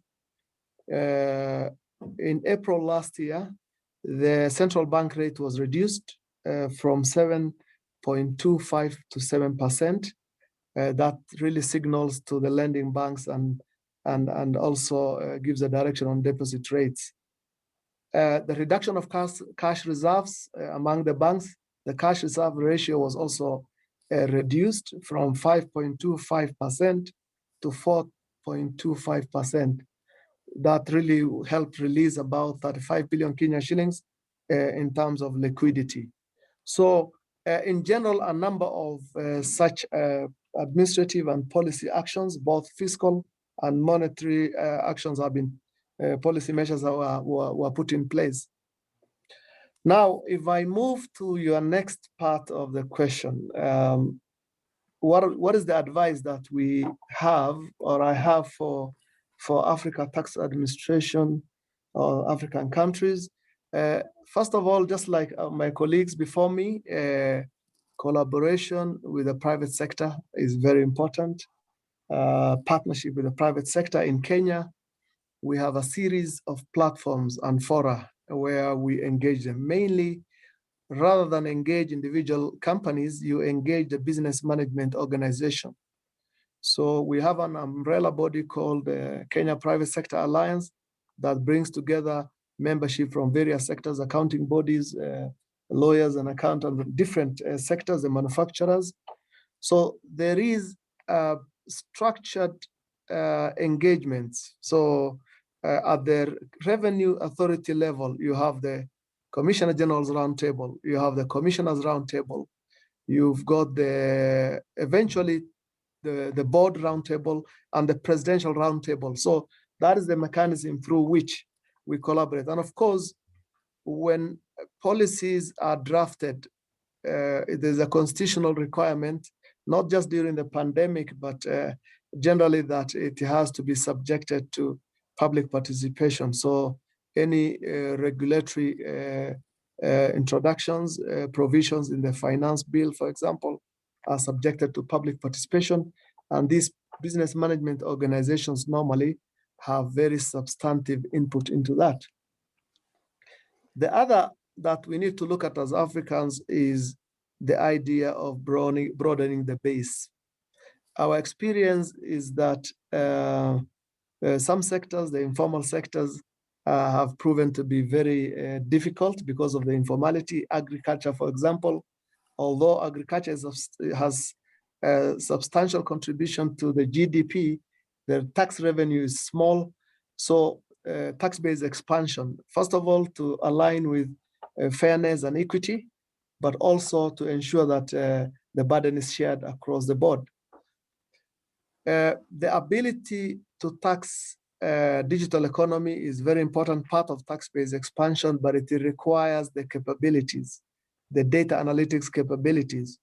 The companies we are trying to tax are high-end organizations, leaders in terms of data analytics, machine learning, and so on. So therefore, for us to tax the capabilities of tax authorities on the continent have to be upgraded substantially so that we're able to ensure that digital taxation is happening. There is also, of course, there's the African Continental Free Trade Agreement. I think there is need for harmonization and alignment with our economic blocks, our country legislations, to ensure that there's an alignment with African Free Trade Agreement. And then, of course, something we're discussing in Kenya today, and National Treasury is spearheading that, is the issue of a national tax policy, an overarching framework that gives us medium to longer term horizon in terms of planning. One of the consistent complaints from the private sector is the issue of predictability of the tax policies. So national tax policy, which again requires the involvement of the private sector, the involvement of multilateral organization, the devolved units. We've got 2 levels of government now. And so that requires actually a country-wide, government-wide effort that also involves the inputs of the private sector. The same with the medium-term revenue strategy, which is again something we are trying to introduce. We've had the MTEF, the medium-term expenditure framework, but we haven't had the corresponding strategy in terms of revenue, typically 4 to 6 years, and that is probably one thing that we need to have. What this does is that you bring in predictability and the ability to be able for investors to be able to plan in the medium term. So I think, Logan, I want to stop there in terms of your 2 questions, and I'm happy to answer any question. Thank you. Thank you, Dr. Mohammed Omar. I will wait till the end for the next 3 to ask any further questions as we're running out of time. But your point about liquidity, public participation, the whole of government approach are essential elements, and it comes through the rest of the discussions today. I just want to ask the Secretariat, Christine, to look in the Q&A. There's some questions around the French translation. Just see if all is in order. There's 2 questions relating to French translation. So I want to go to my next guest, my brother and friend, Dr. Abdoulaye Coulibaly. Je vais poser la question en anglais. S'il vous plaît, répondez en français if you want, sir. It is up to you. Thank you.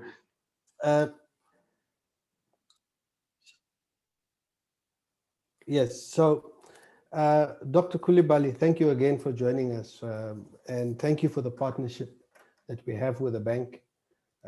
So the question to you is, the ADB has been very proactive in responding to coronavirus pandemic on the continent.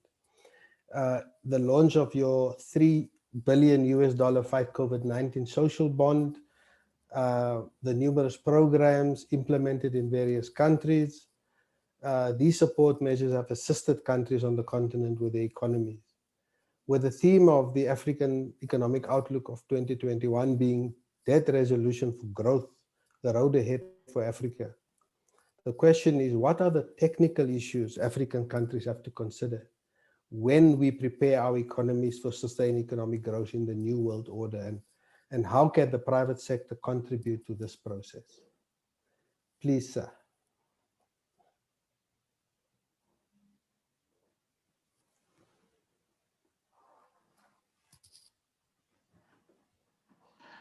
Merci beaucoup, cher ami Logan. Est-ce que vous m'entendez?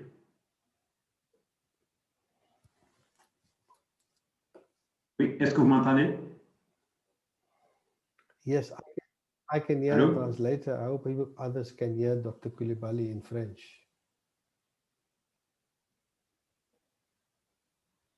I think you can proceed. Non, merci beaucoup. Merci encore, cher ami, monsieur Logan. Bonjour, chers collègues. Je voudrais commencer par dire que la banque est très honorée d'être présente aujourd'hui, d'être associée à cet important événement. Donc, c'est avec beaucoup de plaisir que nous reprenons donc attache tout le temps avec ATAF et l'Union africaine sur les questions de mobilisation des ressources, qui sont pour nous une question très, très importante aujourd'hui, en particulier dans le contexte donc, de la COVID. Et merci pour la question. Effectivement, avant peut-être de répondre de façon spécifique à la question, j'aimerais dire que ça a été dit depuis le début, les pays africains donc, ont été très affectés, comme la majorité des pays au niveau mondial, par cette crise et une pression financière considérable sur les pays, et plus encore sur les pays les plus fragiles. Mais il faut reconnaître que pour la majorité des pays ont eu à préparer des plans de relance, de riposte à COVID. Je pense que ça a été souligné par le Kenya, la Sierra Leone et l'Égypte, qui a permis effectivement d'avoir de la visibilité pour permettre à des institutions comme la banque d'engager très tôt un dialogue afin d'identifier de façon, je dirais, un peu plus spécifique quel est l'impact spécifique de la crise sur chaque pays. Et effectivement, compte tenu de cela, la banque a mis en place donc différents outils, notamment le lancement d'une obligation sociale de 3 milliards donc, de dollars américains que nous avons lancé le 27 mars 2020, donc, qui s'est appelé Obligation sociale de lutte contre la COVID-19. L'obligation a reçu un très fort soutien de la part des investisseurs et a été largement souscrit, ce qui a permis à la banque d'apporter une réponse efficace à un moment très difficile pour nos pays membres régionaux. En particulier, ça a été dit ce matin, les pays ont été confrontés à un double phénomène, une baisse importante des recettes et en même temps une demande sociale importante, donc ça veut dire des dépenses plus importantes que ce qui était prévu dans la majorité des budgets. Et pour répondre à cela, donc, ce que la banque a fait, c'est d'apporter des ressources liquides fraîches à travers ce que nous appelons donc des appuis budgétaires. C'est-à-dire que nous mettons rapidement donc, les ressources à disposition des pays qui vont directement dans les budgets des États.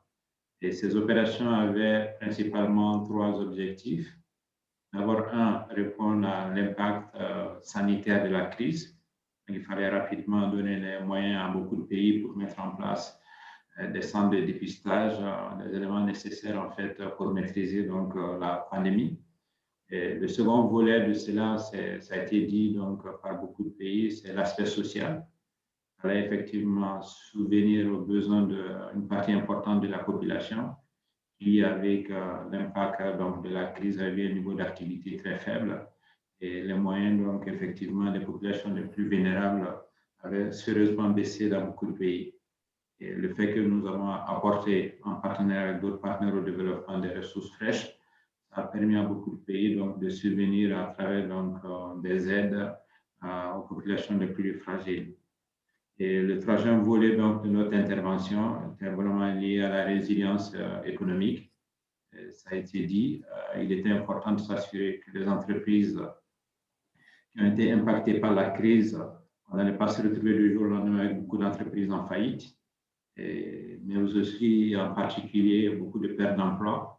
Donc, pour éviter tout cela, dans notre intervention, c'est assurer qu'il y avait suffisamment donc, de politiques spécifiques pour venir en appui donc, aux entreprises les plus affectées par la crise. Je crois, par exemple, dans beaucoup de pays, le secteur touristique a été très, très affecté.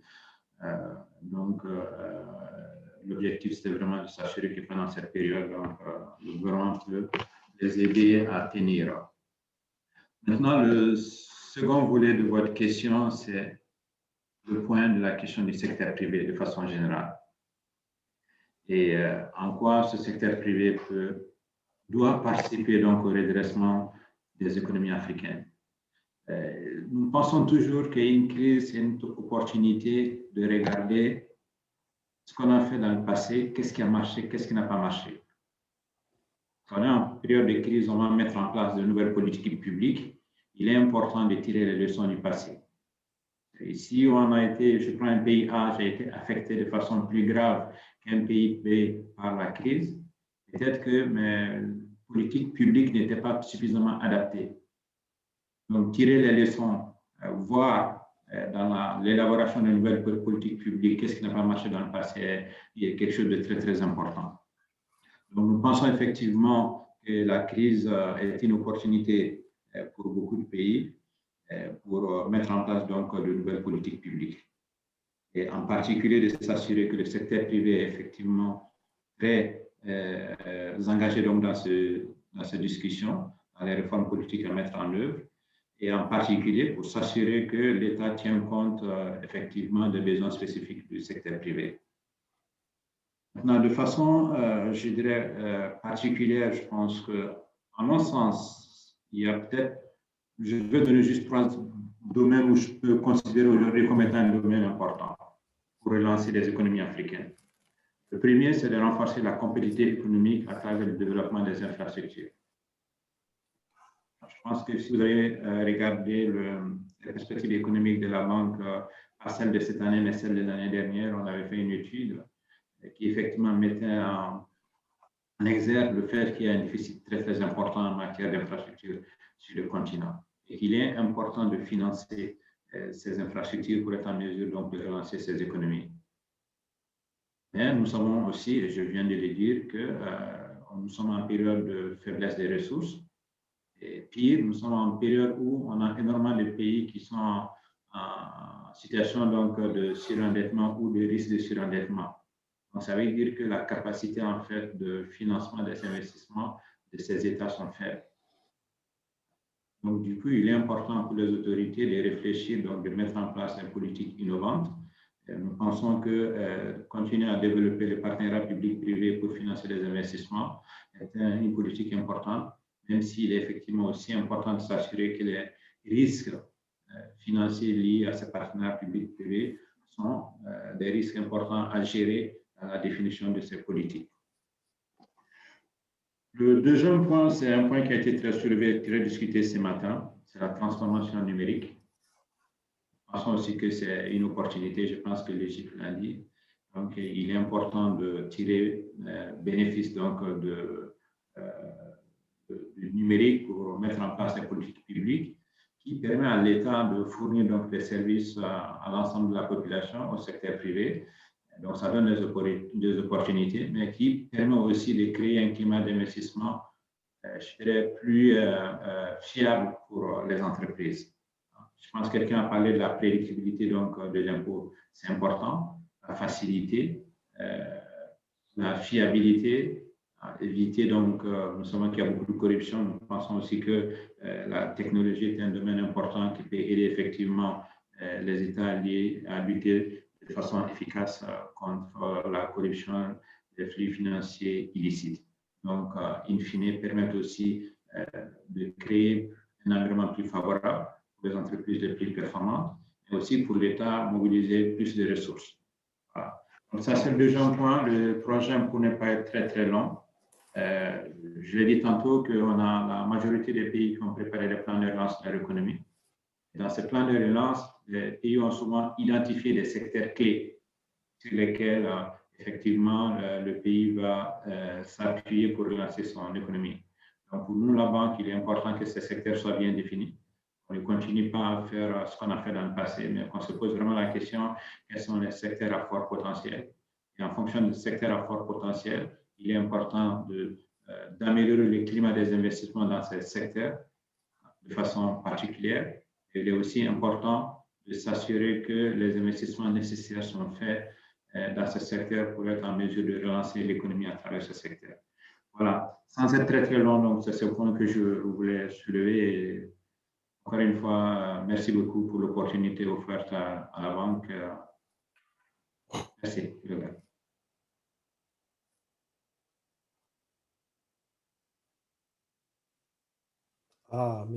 Merci, mon ami. Thank you very much. We must quickly go to our esteemed last speaker, but your point about consulting with the private sector is very well taken, and we've seen the success stories now when Sierra Leone and Kenya was sharing that. You raised the issue of liquidity like everybody else. But you also say in terms of the broader recovery, focusing on sectors that are most affected for support, but also in your recovery, looking at the sectors that are more likely to contribute to growth. Those are important elements of the message that we give. And from administration and policy side, looking at the importance of predictability and reliability that taxpayers must experience cannot be more emphasized. So I thank you so much for that part. As I invite the last speaker, can I ask all my speakers to go to the Q&A? There are questions there that was posed by the panelists, by the participants, by the registration, the people in the meeting. We'll not be able to get you time to answer them. So please go in those Q&A and see if you want to answer some of those questions that was posed to you. Notre dernier speaker, our last speaker is Mr. Kamagate from Côte d'Ivoire. I will also pose my question to you in English, but you are free, please, to respond in French. And thank you again, Mr. Kamagate, for joining us in this important event, and we appreciate your presence. The challenge facing many African countries is to strike a balance between increasing tax revenue and supporting business growth, especially domestic or indigenous businesses that impact on the livelihood and reduce inequality. They're a big employer of people and a big provider of stability in livelihoods, domestic and indigenous businesses. My question to you is, what measures would you advise African countries, African governments to take to implement for them to promote both domestic resource mobilization and business growth? How do you balance the drive for increasing revenue and increasing business growth in a world where there is so much pressure on the liquidity, on the profit margins, on the growth of private sector businesses, especially indigenous businesses? Please, Mr. Kamagate, it's over to you. You have the floor.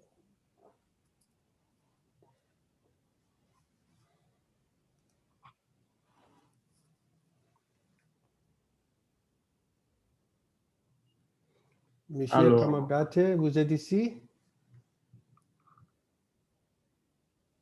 Bien, j'ai la parole. Je souhaiterais que l'animateur puisse activer la caméra parce que je ne peux pas le faire de mon poste. Alors, je suis donc le Kamagate de la Côte d'Ivoire. La caméra n'est pas encore activée. Je ne peux pas le faire à mon niveau, désolé, mais bon, si l'animateur peut le faire, dans ce sens-là. Alors, bon, pour répondre un peu à la problématique de, comment dire, élargir l'assiette tout en ne pénalisant pas les entreprises déjà actives.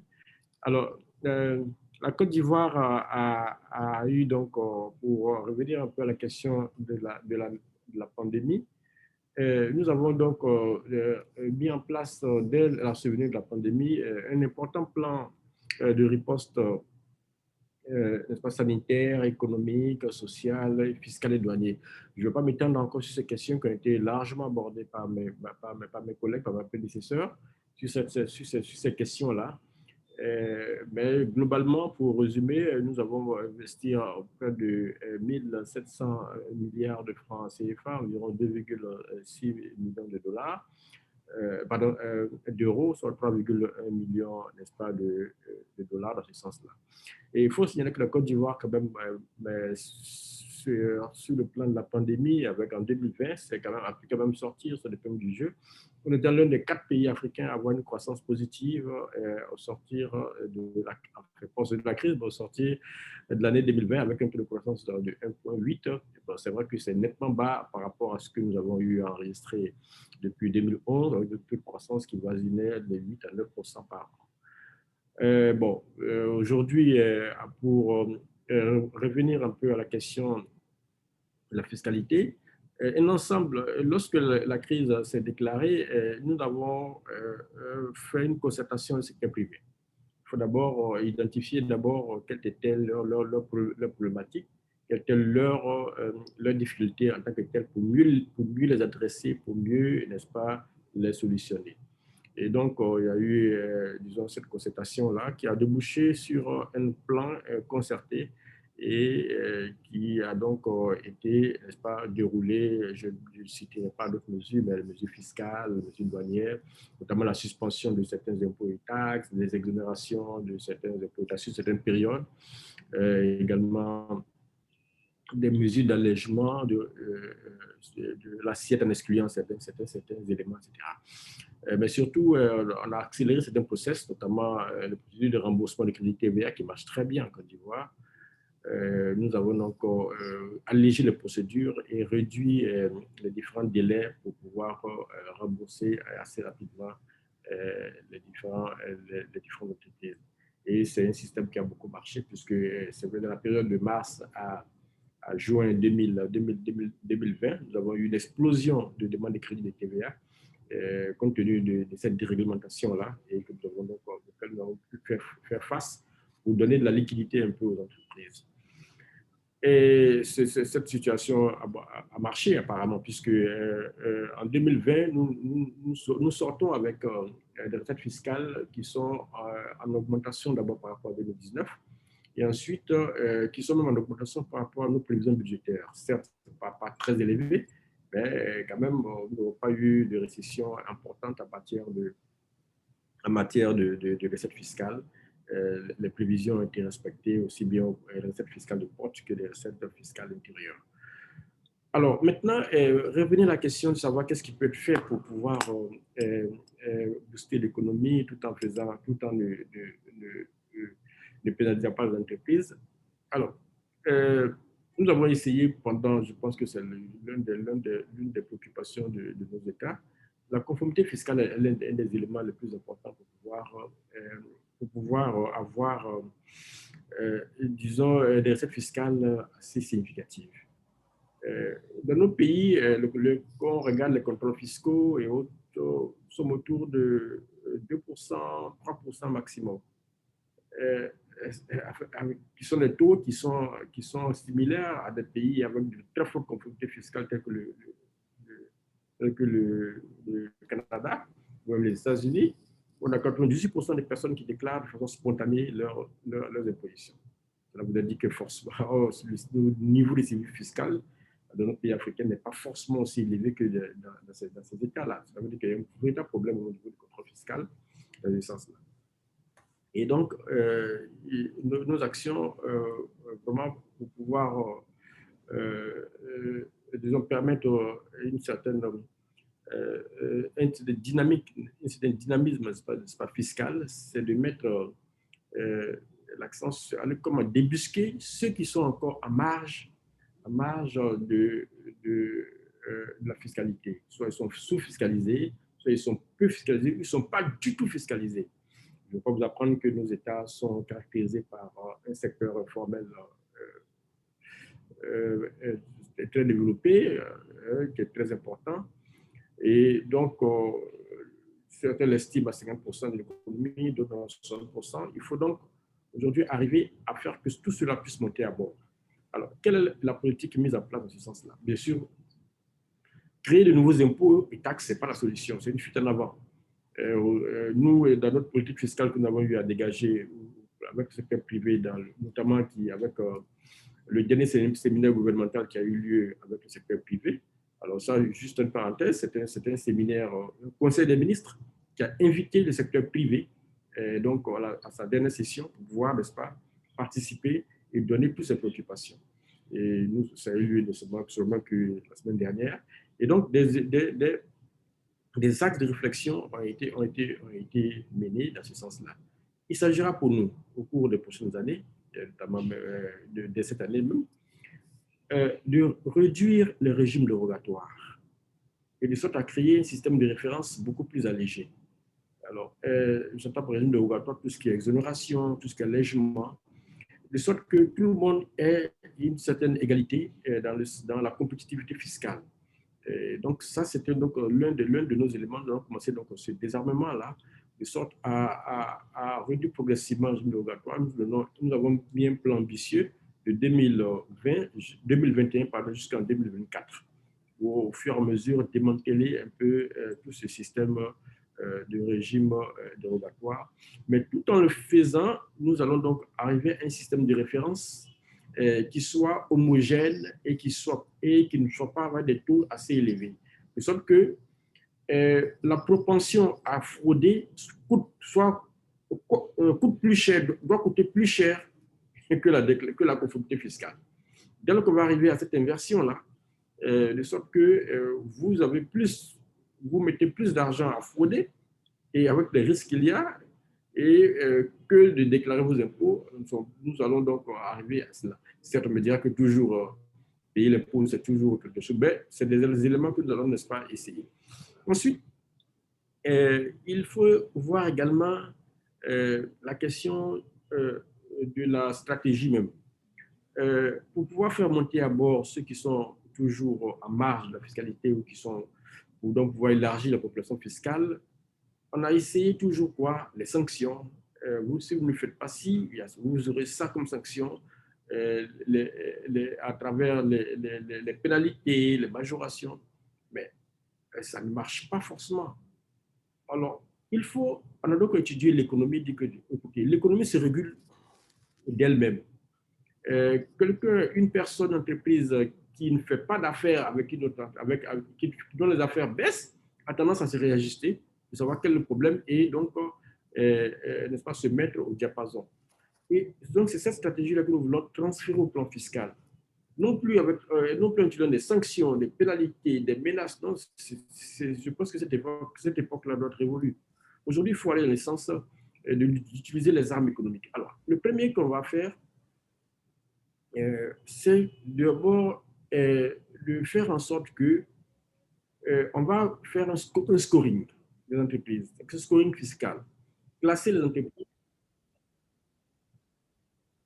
Yes, we have a tax scoring system en ce moment. Donc, on va mettre un scoring en place. Et donc, en classant les entreprises, en les mettant, donc, ceux qui sont une note supérieure, ceux qui sont une inférieure. Mais la chose qui sera la plus importante, c'est de communiquer. Alors, je suppose que, M. Logan, si vous ne serez pas très heureux d'être au bas de l'échelle. On va dire à telle entreprise multinationale ou bien d'une grosse entreprise n'est pas en conformité vis-à-vis de la fiscalité. Okay, donc, ça, c'est des éléments. Bien sûr, on va pas. Il faut d'abord. C'est une sorte de notation fiscale, comme on l'a fait en notation financière, notation fiscale qui sera donc publiée. Et bien sûr, les indicateurs, les critères sont souvent en train d'être discutés dans le secteur privé pour qu'on s'entende que tout le monde ait le même arme. Ça, c'est le premier élément. Donc, celui qui est mal classé, forcément, va vouloir n'est-ce pas, ne que pour sa notoriété, pour son image, va vouloir, n'est-ce pas, faire des efforts pour remonter, n'est-ce pas, à la surface. Ça, c'est un élément déjà qui va inciter les gens à se déclarer ou à avoir un niveau de conformité fiscale assez élevé. Ensuite, au niveau de la taxe sur la valeur ajoutée, par exemple, c'est un élément que nous expérimentons aujourd'hui. Aujourd'hui, qu'est-ce qui se passe? Le droit de déduction, vous payez quelque chose, n'est-ce pas, et vous avez une TVA, vous déduisez. Mais est-ce que celui sur lequel vous avez payé la TVA, est vraiment en règle vis-à-vis des impôts? Donc, voici un peu autant d'éléments. Donc, au lieu d'attendre le contrôle fiscal à la fin pour faire des redressements, vous ne pourrez plus, dans un système digitalisé que vous avez mis en place, faire des déductions de TVA dès lors que l'entreprise qui vous a facturé n'est pas connue, par exemple, le contribuable, d'un premier temps, ou n'a pas reversé la TVA qui vous a facturé. On ne va pas attendre le contrôle fiscal pour le faire. Ainsi donc, si l'entreprise qui subit un tel préjudice, en ne pouvant pas déduire une TVA qu'elle a régulièrement payée auprès de son fournisseur, n'aura plus tendance à travailler avec ce fournisseur. Et donc, cette entreprise-là va se tourner vers des entreprises qui ont une forte conformité fiscale, qui sont en règle vis-à-vis des impôts. Et donc, il va y avoir un dépérissement des activités des entreprises qui ont une faible conformité fiscale, qui ne sont pas en règle vis-à-vis des impôts. Et donc, étant donné que ça fait mal en tapant sur au portefeuille, et donc ces entreprises-là qui ne sont pas en règle vont au fur et à mesure d'elles-mêmes, on ne va pas les chercher, spontanément venir soit se déclarer, soit avoir une conformité fiscale. Voilà, donc moi je ne ferai pas d'affaires avec une personne qui me cause un préjudice. Alors, voici un peu des éléments que nous mettons en place pour élargir la population fiscale et élargir la base fiscale. En Côte d'Ivoire, le ratio de contribuables par rapport à la population est de 1 sur 125, très faible. C'est-à-dire que sur 125 personnes, nous avons un seul contribuable. Imaginez un peu, cela est assez faible, ou dans les pays avancés où on a un ratio de 1 sur 3, pas de plus actif bien sûr, un ratio de 1 sur 3, au Maroc 1 sur 8, on a 1 sur 125. Donc, il faut donc resserrer ce ratio au fur et à mesure avec des indicateurs que nous allons pouvoir mettre en place pour mesurer cela. Alors, outre ces mesures que je viens donc d'énumérer, n'est-ce pas, tout à l'heure, nous allons également mettre en place, et d'ailleurs même c'est une étude qui a été lancée par un cabinet, on a fait un appel d'offres international, pour élargir la population fiscale, de sorte que nous puissions avoir, disons, augmenté déjà cette année du tiers déjà, 30% d'augmentation de population fiscale, donc en mettant l'accent sur le secteur informel, et puis il y a aussi des entreprises bien constituées qui échappent au mailles du filet. Donc tout cela, donc, pour que ces personnes-là puissent être recensées, faire un recours à ce qu'on appelle une technique de recoupement. Un contribuable est recensé toujours quelque part, si ce n'est pas sur le fichier de la compagnie d'électricité, la compagnie de téléphone, le fichier des notaires, le fichier, enfin, vous êtes toujours recensé quelque part. Donc, nous allons donc croiser les différents fichiers de personnes ou bien d'identification qui existent, de sorte à débusquer progressivement les entreprises qui sont pas déclarées ou bien qui ne paient pas d'impôts suffisamment. De sorte à créer, cela existe déjà, ce qu'on appelle en matière foncière, qu'on a créé une blockchain avec les grands facturiers. Les grands facturiers, la compagnie d'électricité, la compagnie d'eau, la compagnie, le ministère de la Construction, etc., où chacun envoie au fur et à mesure ses contributions ou ces personnes qu'elle va immatriculer dans ce système, de sorte que finalement, nous puissions avoir, par des traits statistiques, déboucher sur un fichier beaucoup plus actualisé, plus riche, n'est-ce pas, de celui n'est-ce pas, des impôts.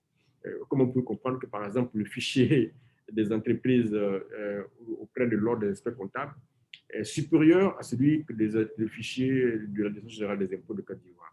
Il y a un problème, ça veut dire qu'il y a des éléments qu'il faut rechercher. Donc, voici, bien sûr, les techniques traditionnelles de recensement physique sur le terrain avec des techniques modernes, tablettes, une manipulation médiane. Ça, c'est des éléments que nous allons lancer dans les prochaines semaines. Et je crois que le marché est déjà dans ce sens-là. Voici un peu, sans être long, parce que je sais que le temps il est court, voici un peu quelques aspects que je pourrais donc donner sur la problématique qui m'a été donc, n'est-ce pas, donnée de traiter sur cette question. Merci bien. Merci beaucoup, Monsieur Kamagate, for sharing with us the Côte d'Ivoire experience. And so a combination of the contributions from all our panelists has very key words when it comes to the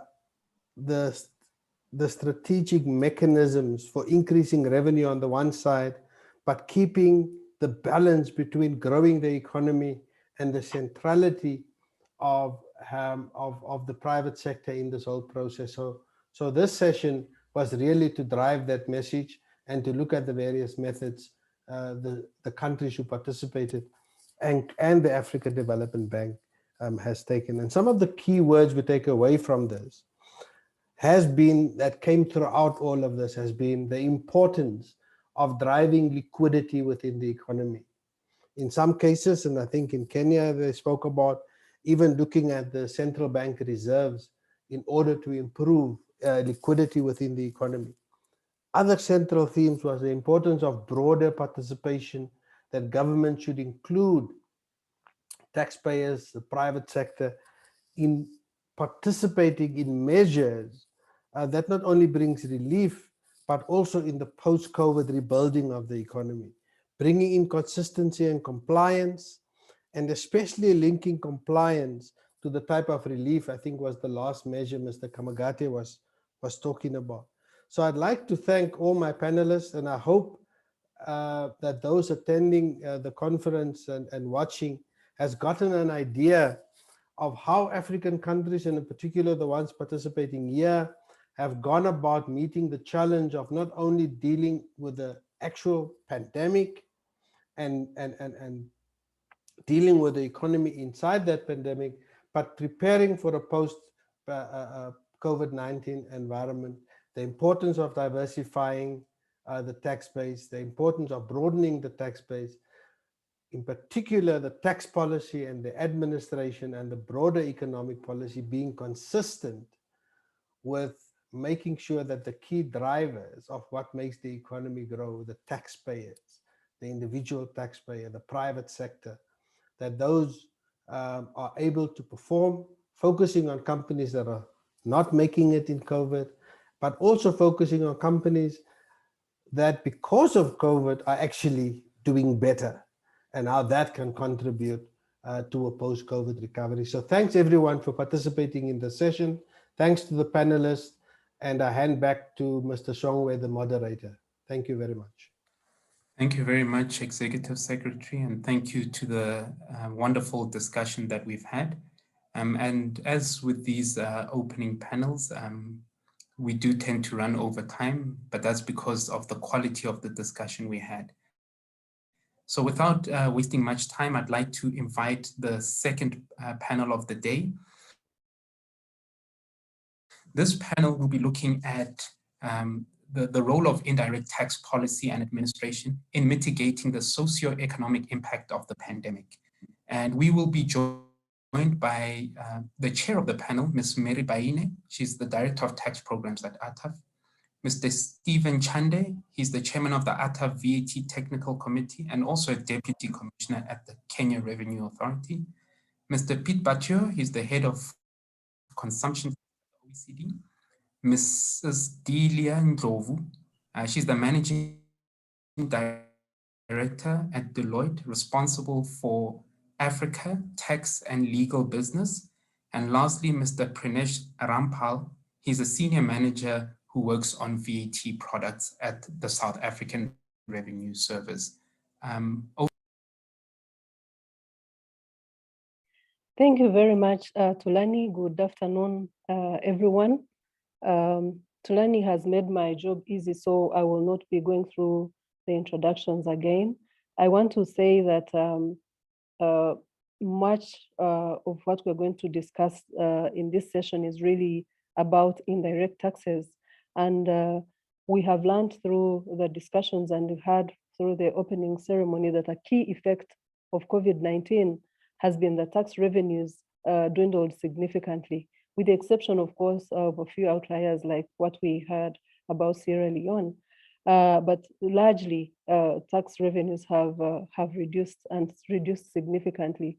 This session will focus on indirect taxes and how these can be, how these have been affected, as well as how to mitigate the effect of COVID-19 to these taxes and how that can be reversed.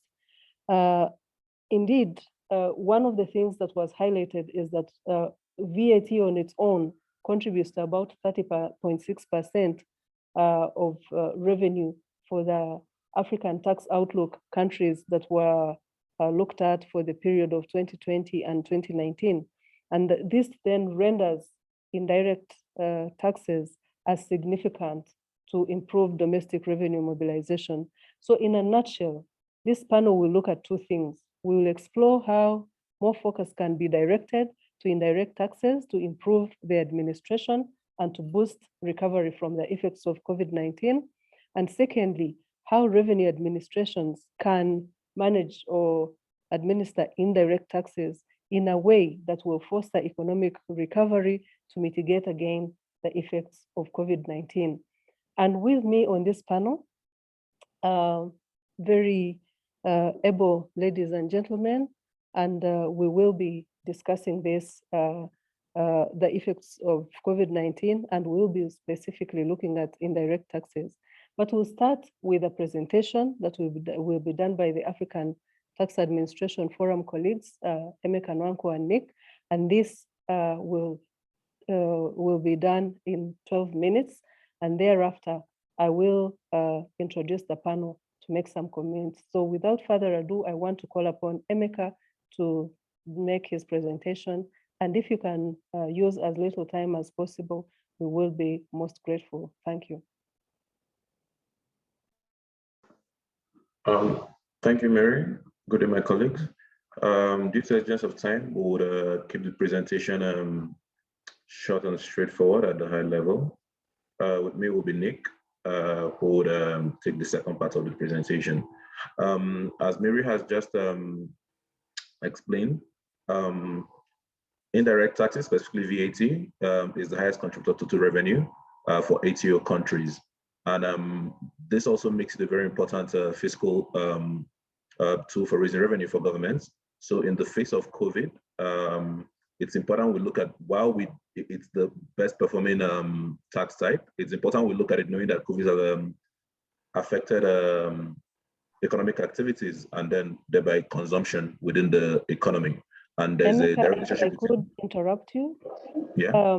I would kindly request that we speak slower because the interpreters are struggling. Thank you so much. All right. All right. Yeah. So there's a direct relationship between consumption within the economy and VAT because the base for VAT is consumption. So looking at it, we'll take it from the phases we've had within the pandemic. We have the containment phase. This was at the initial stage, and the immediate measures that were taken as at the time the pandemic came on. This was in terms of timeline. This would be around February, March 2020, where tax authorities had to take immediate action on how to contain the impact of the pandemic. Measures were deployed immediately, like deferral of penalties, filing time, due dates for filing. These are measures that were taken to reduce interaction with taxpayers or taxpayers coming into the office, and also to improve the cash flow of taxpayers. So to delay the time they have to pay and make sure businesses have cash flow to survive. And then we move to the mitigation stage phase of the pandemic. This is where, as things settled a little bit more, we're seeing the sectors or where the impact is worst, and then you have targeted approaches at those sectors, and with more understanding of how the economy is performing within the pandemic, and know where help is needed and where less help is needed. And then we move to recovery phase. Now with the vaccine around and things seeming to improve in certain jurisdictions, we have to start thinking of the recovery phase, economic recovery. So how do we help sectors that were impacted to recover? How do we help the general economy to recover? How do we activate the economy again to make sure the activities there's liquidity in activities within the economy? And then we get to the reform stage where we take what we learned from the COVID period, and I mean the intended reforms prior to COVID and all, and have it to reform of the VAT system or the tax system to make sure it's more effective. Now, for the containment and the mitigation stage, like I explained, these were some of the measures that we saw that were taken across Africa. Most of the measures that were taken were aimed at improving cash flows for taxpayers. And these were things like the extension of payment due dates, the implementation of installment payments for taxpayers.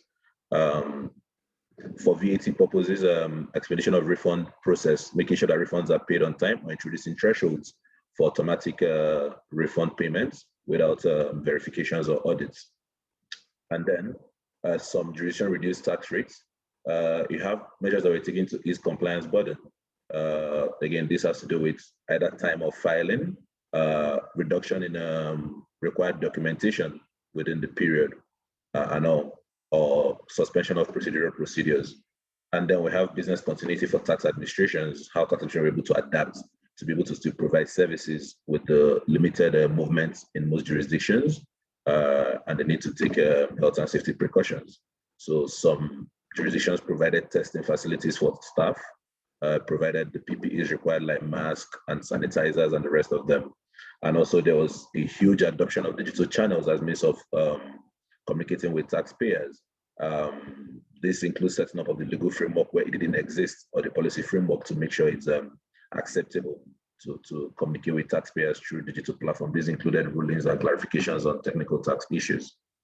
And then you had the ones that were taken to support healthcare, like the exemption rating of PPE, or things used in combating the spread of COVID-19, and then fast tracking of custom procedures for those items. And some of these measures were those that were already recommended in the publication ATAF had as at March 2020, which countries did implement.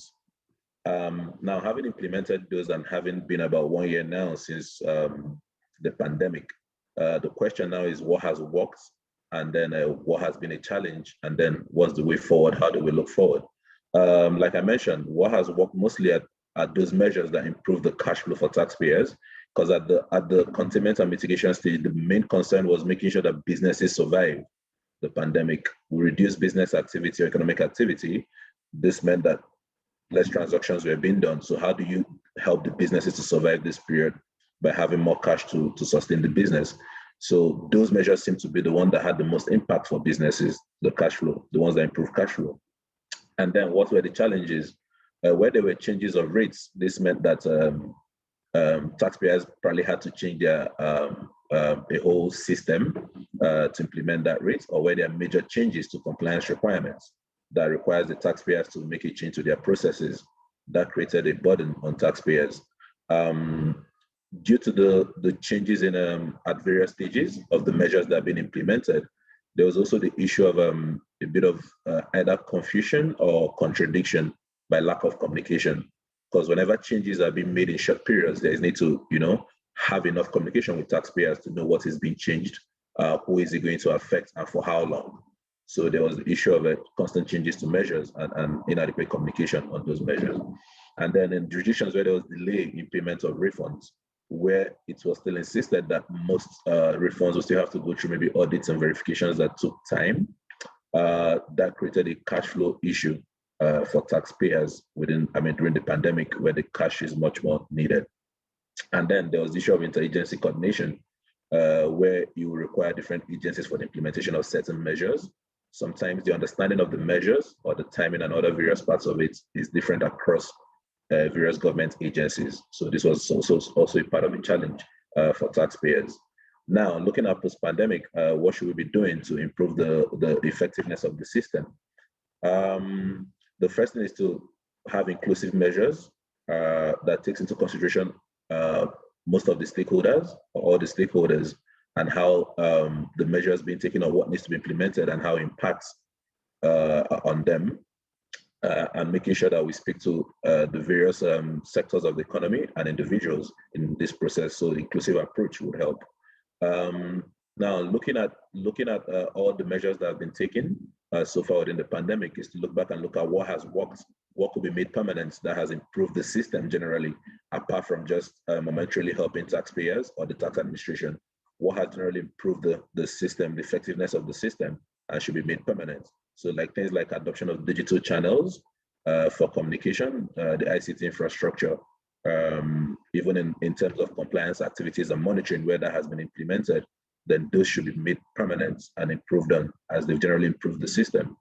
And then we have to always evaluate at every stage the measures that have been implemented and how they've impacted the system or the particular sector is targeted at, and then reevaluate and see how it could either be improved or if it doesn't need to be go on any longer beyond the pandemic or beyond a certain stage.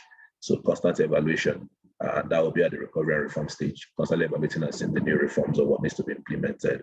But the major thing to take away is that within this period of the pandemic, we should generally avoid reforms that will put a huge burden on taxpayers or the revenue administration. At this point, is to help everyone get across the line of the impact of the pandemic. And then further to go deeper into post-pandemic, what we should be looking at for African countries and the steps to take in deepening the base and improving compliance, which should be the two major focus, more of deepening compliance versus trying to expand the net by introducing new tax types or tax rates. My colleague Nick will proceed with that from here. Nick? Thank you, Emeka. Okay, globally, even before the pandemic, we were seeing a huge increase in goods and services purchased online. A key feature of this for VAT is that suppliers of these goods and services are more often than not based in the country where the supply is consumed, and so where the VAT is due. Administrations are now moving quickly to implement measures to fully capture the VAT that is properly due on these suppliers.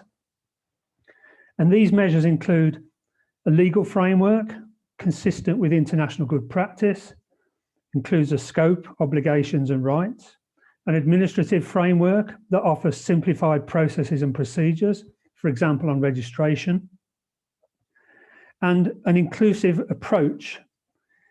And one significant lesson from the global experience, for example, Latin America and Southeast Asia and the OECD business community, is that early and meaningful engagement with business combined with simplicity is the key to good compliance.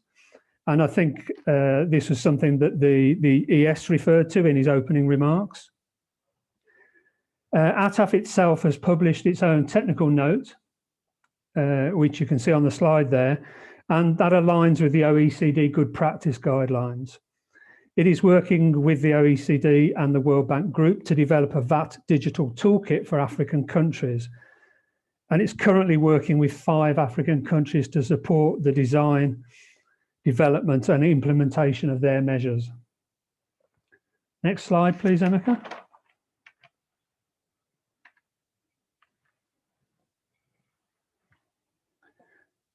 Okay, so improving compliance, use of technology. I noted that the panelist from Kenya mentioned the use of data analytics, and effective use and application of technology can be transformative. And the applied use of data analytics, near real-time data from customers, and different levels of data supporting VAT returns are good examples. I saw an example yesterday of how additional levels of detail supporting VAT returns can really help targeting audit effort into the right area. And it's something that wasn't even on the horizon sort of 10 years ago. Okay, customer understanding and education and customer service. It is just formal customer education is one element of helping the customer extend both what is expected of them and what they should expect from a revenue administration. Customer service and understanding should be reflected in our letters, our guidance, our forms, website, and all the digital channels. And importantly, all these elements should align and not be contradictory.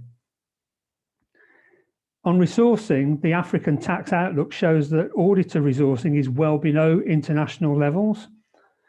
If compliance resourcing is inadequate, it will undermine best efforts in other areas. They are the front line after all. Compliance improvement plans.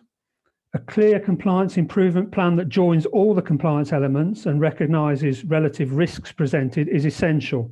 ATAF is currently supporting 4 African authorities in this area and provides assistance on audit, evasion and investigation. And you'll note that on the slide there is the publication on missing trader fraud that was recently published. Okay, slide 8. Evaluate the efficiency of the tax system. Effective evaluation of the tax system is actually key to identifying well-performing processes and those where strengthening is needed. Good management information and effective modelling is also needed to understand the impact of COVID-19 measures. Capacity building, something that I often refer to as capability building, as it's really about not only having the right numbers, but the right numbers with the right expertise in the right place. The importance of data-informed decisions. It can be a challenge to identify the right data, especially if an administration has multiple legacy systems working side by side with newer technology.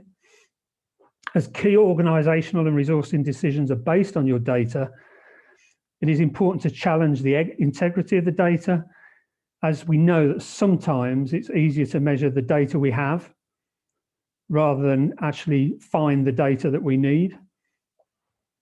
And another plea is to make it recent, because customer behaviour changes and it's important to have the most recent data that we can. And finally, on multilateral collaboration. At the launch of the VAT Digital Toolkit in Africa in December, I noted the huge amount of support available that was from other administrations and partners, both globally and on the continent. And this extends to other areas such as exchange of information, policy support, peer-to-peer learning, and administrative cooperation. So the message really is to take advantage of that. Thank you, Emeka. Thank you, Nick. Mary, back to you. Thank you, Emeka, and thank you, Nick, and for those details, and thank you for showing us what you have collected as the key areas that were affected by COVID, some of the lessons learned, and some of the effects that were, some of the decisions or policies that were put in place to try and address this. And I would like, it is now my pleasure to, to welcome the panel, which is made up of Stephen Chande, Mr. Pete Batio, Pranesh from SARS, and Delia from Deloitte. And I would like to really encourage also the participants to use the Q&A option to raise any questions as we go along so that we can save time. And the panelists will also equally visit the Q&A to make sure that the answers are responded to in due course. Stephen, I will start with you. And Stephen, like Tulani said, is also the chair of the African Tax Administration Technical Committee. And Stephen, I will direct my first question to you, having heard what Emeka and Nick said in the presentation. And my question to you is, indirect tax is considered a strong contender in alleviating the gap resulting from the effects of COVID-19. And it is also seen as an enabler of tax continuity.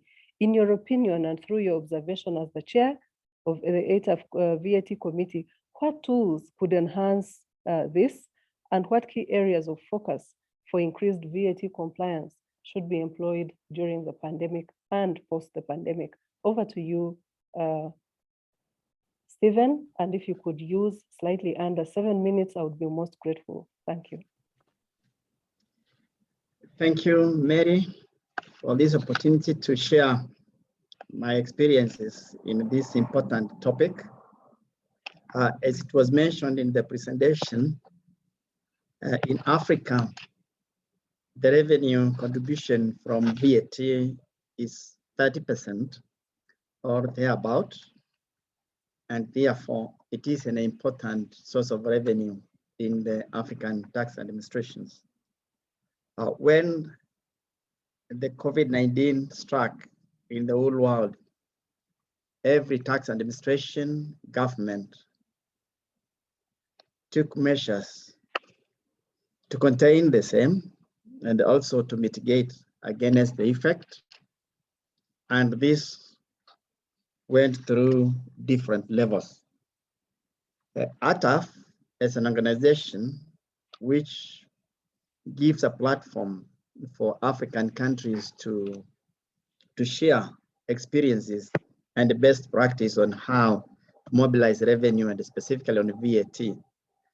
ATAF Technical Committee, under the guidance of the Secretariat, in collaboration with the OECD and other partners, we came up with a technical note giving guidelines on how the African tax administrations would also tackle the same problem. Different tax administrations came up with different policies and measures to deal with the COVID-19 problems in mobilizing VAT, because our topic now is not touching on all the tax heads, but mainly VAT. And one of the recommendations and measures that many African countries and also in the world was to consider a reduction of the VAT rates in different countries. For instance, in Kenya, there was an immediate action to reduce the tax rate from 16% to 14%. This could have been also in other countries. It also happened in the same period. Many tax administrations also undertook to give length payment plans for outstanding tax arrears on VAT. And it's measured by other speakers. Another policy was to reduce the enforcement measures. They became more friendly on enforcing the tax arrears. Then the tax refunds, the processing of tax refunds, allocating more funds on the same, and fast tracking the payment. This was to ensure we support the taxpayers to sustain their businesses.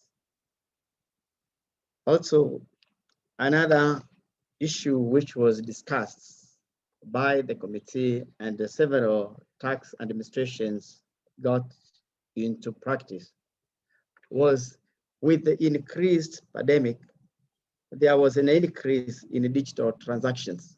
And that is an area that we could have lost VAT collections. And therefore, many African countries have now taken an initiative to consider the improvement on collection of VAT under the digital platforms. And this has taken place. Several tax administrations have come up with legislations which enable the tax administrations to collect VAT under the digital environment. Before the pandemic, probably the African countries were slow in this, but because now many transactions now we are moving from the normal transaction, conventional transactions to digital transactions. And that was an area that African tax administrations could consider exploiting on. But this will come with a cost and also an extra effort. Many tax administrations had not automated their transactions or their processes, and therefore this has become like a mandatory requirement for the tax administrations to succeed in ensuring that we sustain the steady growth in the VAT collection in Africa. We need to ensure that we improve the automation, because one of the measures that had been taken and put in place by the tax administration, because the COVID-19 could not allow fiscal interaction with the taxpayers, it was important to enhance the e-filing and also sometimes to adjust the due dates. Therefore, it is very important for African tax administration to ensure that there is an efficient process to manage the filing process. And again, we need to build capacity within our tax officers or tax officials to ensure we can also undertake audits and other compliance measures through an automated platforms. Therefore, it is very important for us to understand what we are doing in this aspect. Some of the policies put in place by the government could be to support the taxpayers and also to help the healthcare facilities in the country. For instance, we could consider introducing zero rating some of the equipment which help in the healthcare facilities. This would reduce probably the collection of VAT, and therefore it is very important for tax administrations to ensure we also come up with policies that counter the same, because as we try to help the health facilities to ensure we fight the spread of the COVID-19, we should also keep a steady growth in the revenue collection, because it is the same revenue that the government require to finance the activities on that. So it is very important also to ensure that there is a balancing act between the same. So to get into conclusion, ATAF has been in the forefront to coordinate the activities. Of course, ATAF is just a coordinating body, and we are encouraging every tax administration, and depending on the environment within your country, to come up with policies that ensure that there is efficient collection of the VAT given the environment. And in conclusion, we cannot work in isolation as tax administrations. They are regional bodies, and ATAF is available. The technical committee is working in collaboration with the OECD, and as was mentioned by Nick, we are working on enable us to bring efficiency in collection of VAT within a digital environment. And this is a very important item for all of us because with the COVID-19 and the limited interaction, automation, and ensuring that the digital environment is here to stay with us and we cannot do without it. Very important for us to create an environment that will sustain a good collection of the VAT. Thank you very much. Thank you very much, Mr. Chande, for those very insightful remarks. And you highlighted 3 key areas: reduced enforcement measures that were put in place while tax refunds were fast-tracked to sustain businesses. Then secondly, you talked about increased digitalization of revenue administrations for effectiveness, and also capacity building for audits and compliance. I will go to my next panelist, Mr. Pete Batio. And Pete, it is a pleasure to have you with us this afternoon, and we really appreciate the partnership that we have with you at the OECD. So Pete, my question to you is, due to the disruptive nature of COVID-19, both businesses and tax administrations have had to adapt to a model of controlled physical activity, as well as blending this with virtual modes of delivery of our work. So while many of these measures were put in place, and specifically in your observation as the OECD, do you consider these to be advantageous? Which do you think would mostly help the revenue administrations? And again, specific to VAT administration, where we may, like Stephen just said, we need to shift from the traditional means of monitoring and enforcing this. What has the OECD done in this area? And can you share your thoughts on this, please? Over to you, Pete. Thanks a lot, Mary, for your very kind introduction. And thanks a lot also to the dear friends and colleagues in the ATAF Secretariat for giving us the opportunity to participate in this really interesting and very well organized event. Obviously, VAT is an indirect tax policy is just one component in countries' broader fiscal policy responses to the pandemic, as we have heard from the earlier speakers. And responses are likely to vary across countries. So that's an important caveat to make before I dive into a bit more detail. Emeka and Nick certainly have done a really good job in providing an overview of the various measures that various VAT measures that countries have taken, and the efficiency of some of the measures. And they have already highlighted some of the measures that may deserve to be prolonged. Let me just highlight a couple of specific points also in the interest of time. First of all, it is crucial for countries around the world, not just in the African continent, but around the world, to continue to support the healthcare response.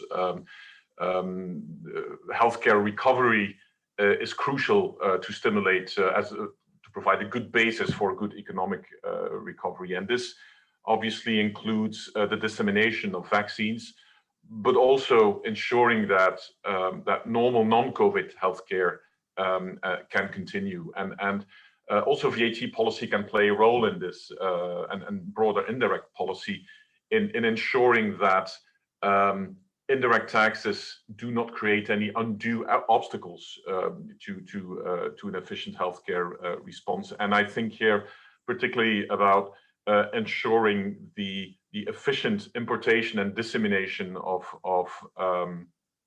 medication and equipment, including a possibility to foresee a free of VAT and other duties treatment, fast tracking at the border, etc. So that's one crucial element.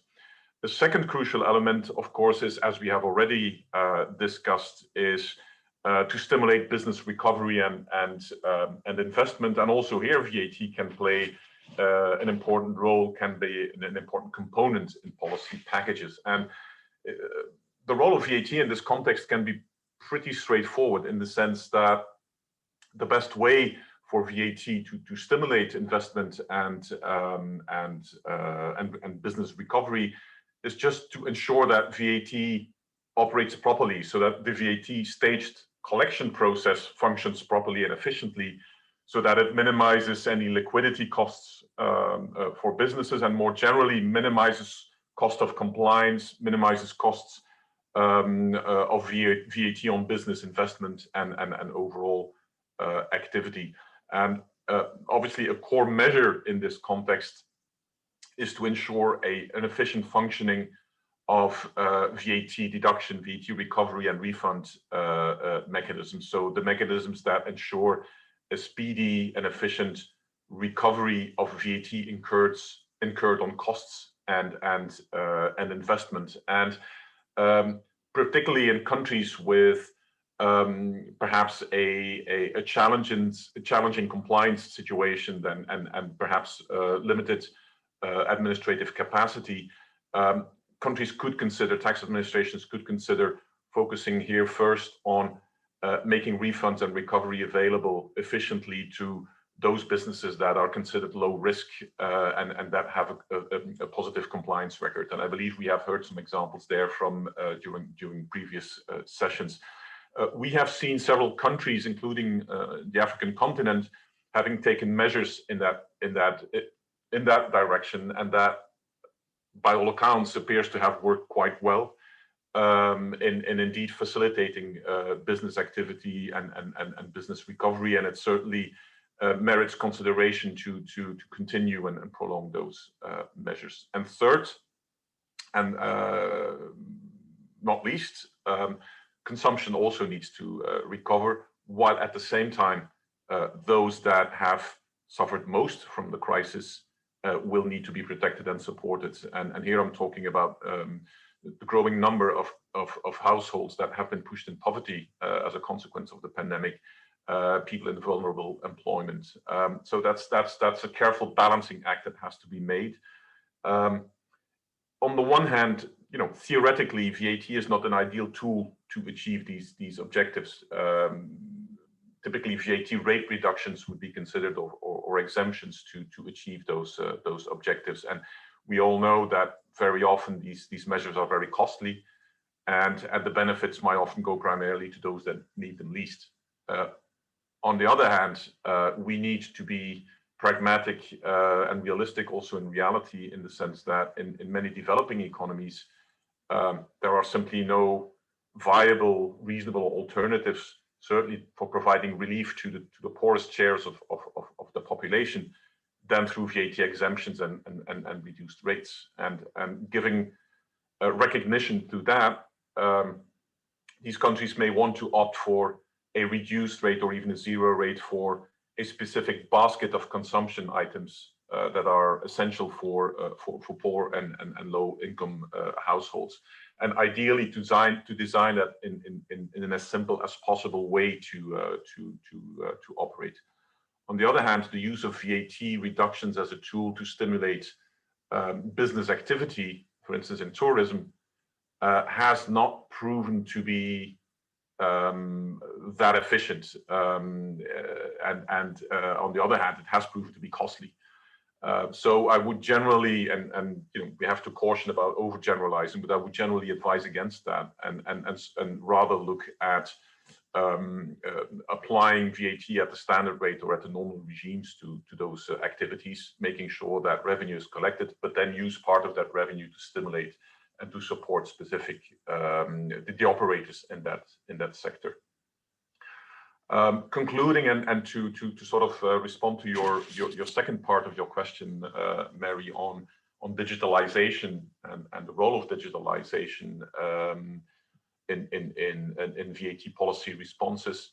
I'll just focus on one specific aspect because many of the aspects have already been covered, but I'll just focus on one specific aspect that I think has not been covered yet, and that's really the digital transformation that we're seeing across the world, and including on the African continent, that has to a large extent been sort of stimulated, not triggered, but really stimulated by the pandemic, and that transformation has been triggered and is further facilitated by a number of factors that are mutually stimulating. And I'll just briefly, I'll outline those main factors. First, we see the growing penetration of mobile device usage across the continent, combined with the possibility and the growing possibility for people to use those mobile devices to shop online, combined with the stimulus for shopping online because of COVID-19 restrictions. That leads to a booming number of active digital consumers on the market. At the same time, these digital consumers need or are stimulated to acquire access to online payment solutions. Combined with that, we see the growing availability of mobile online payment solutions, combined with the fact that mobiles can increasingly be used to shop online. At the same time, we see governments using this dynamic to use these mobile devices and these mobile payment solutions to provide emergency financial assistance to larger groups of people. Now, this is transformational. This is extremely important also in a VAT context for essentially two reasons. On the one hand, it gives visibility to a growing number of digital consumers that were invisible before, while at the same time, we see a growing number of and we're talking about millions here, a growing number of digital consumers that might have some sort of a bank account or a mobile wallet, some sort of financial instrument or access to financial instrument for the first time in their lives. Which means, from a tax perspective, that this creates opportunities not just to bring an additional number of people within the tax system and to formalize previously informal activity, but also to provide relief, to provide benefit to a larger number of people. And that might allow countries to reduce the use of VAT reduced rates, of VAT exemptions, and rather use these new channels of providing cash transfers, of providing benefits, rather than the broad brush measures of VAT rate reduction. So to ensure proper collection of VAT and to use that additional VAT collected to provide targeted cash transfer and benefits to the population. I'll stop there for now, Mary, as most of the other topics that I wanted to cover have already been covered. Thank you so much, Pete. I really appreciate that. And those were really insightful. I like the fact that you made it clear that indirect taxes shouldn't place obstacles on the response to the pandemic. And also the fact that we need to ensure that VAT functions effectively and provides liquidity even to businesses. So the issues on digitalization, I couldn't agree with you more, and I'm sure most of the colleagues on the call also agree with this. So thank you, Pete. And my next panelist will be Pranesh. Pranesh is from the South African Revenue Services. And we know that the South African Revenue Services have put in place quite a number of of actions to try and address the pandemic. So Pranesh, my question to you is, during COVID-19, revenue administrations have had to provide VAT relief measures to prevent the collapse of businesses, and SARS was really heavy on this. Some would say at the risk of effective revenue collection. As one of the people who actively participated in this, can you please share with us some of the actions that SARS took and how these could be used to promote business continuity, and also how this can support RAs to collect more revenue? And again, Pete did talk about refunds, and Stephen before him. What can you share with the meeting as solutions for their effective management? Over to you, Pranesh. Thank you, Mary. Can you hear me? Yes, I can hear you very well, Pranesh. Please continue. Great. Thank you for the invite to ATAF, and thank you for the invitees that are attending. I must convey my commissioner's sincere apologies for being unable to attend.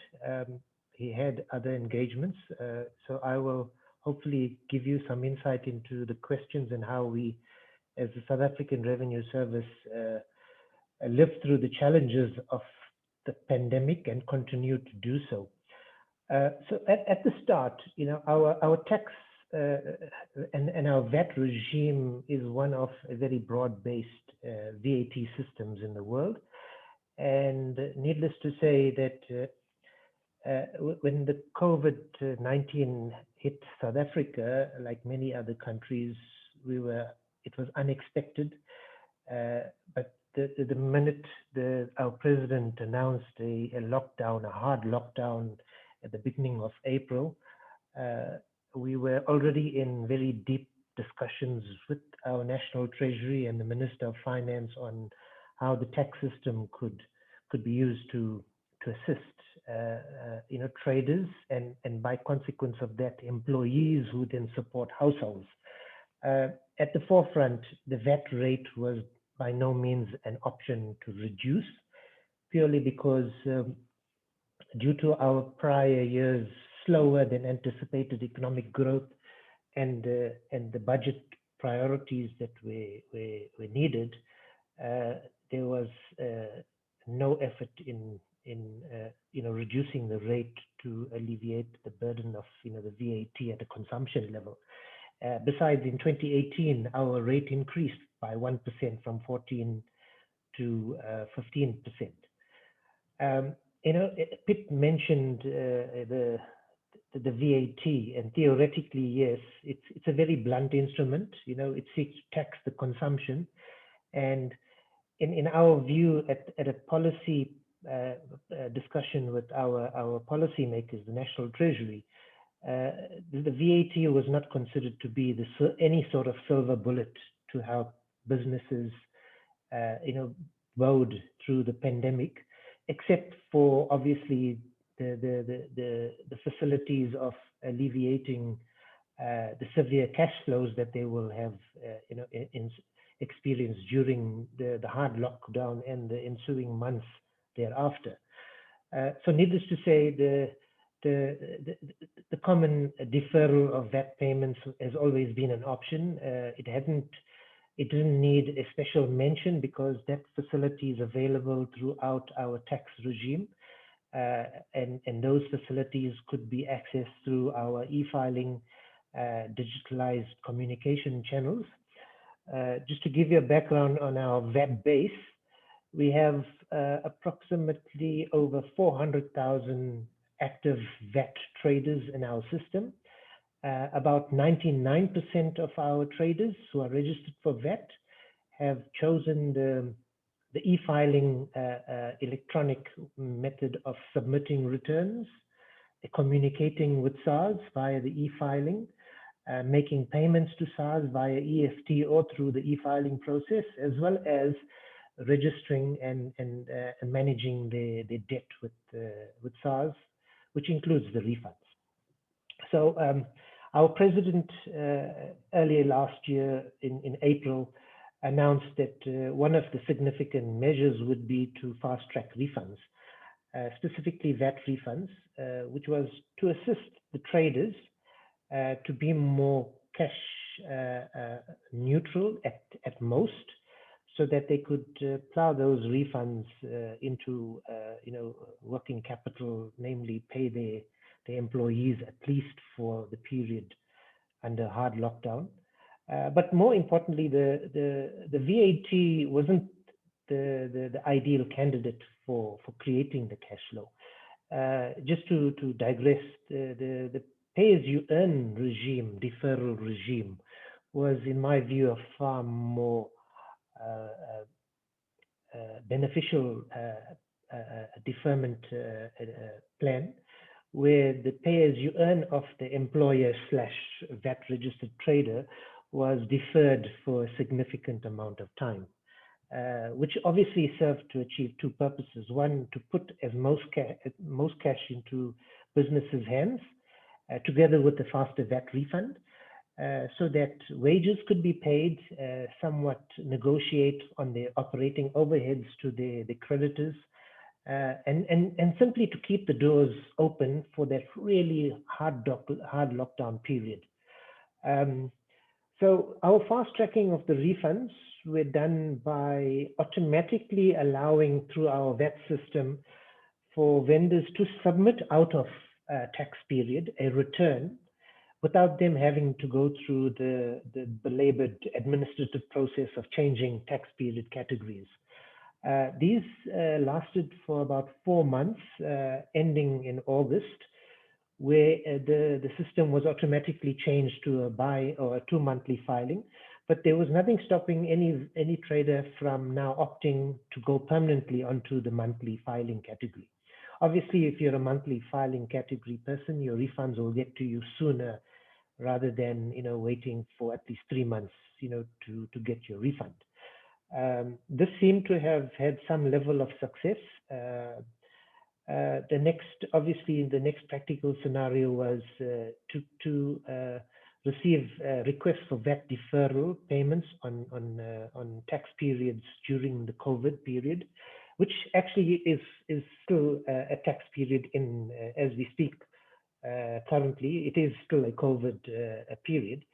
And that is done on a case-by-case basis with an evaluation of the trader's historical compliance. Clearly, if that trader has got a continuous non-compliance history with us, we would not enter into some sort of VAT deferment payment arrangement. But there nevertheless will be a discussion with that taxpayer on how to regularize and move forward in a consolidated way to resolve our outstanding. So the benefits there is that not only the non-compliant taxpayers that came to the fore, but the compliant taxpayers were treated equally. On more of the administrative side, we clearly knew that taxpayers' voluntary compliance may have been subject to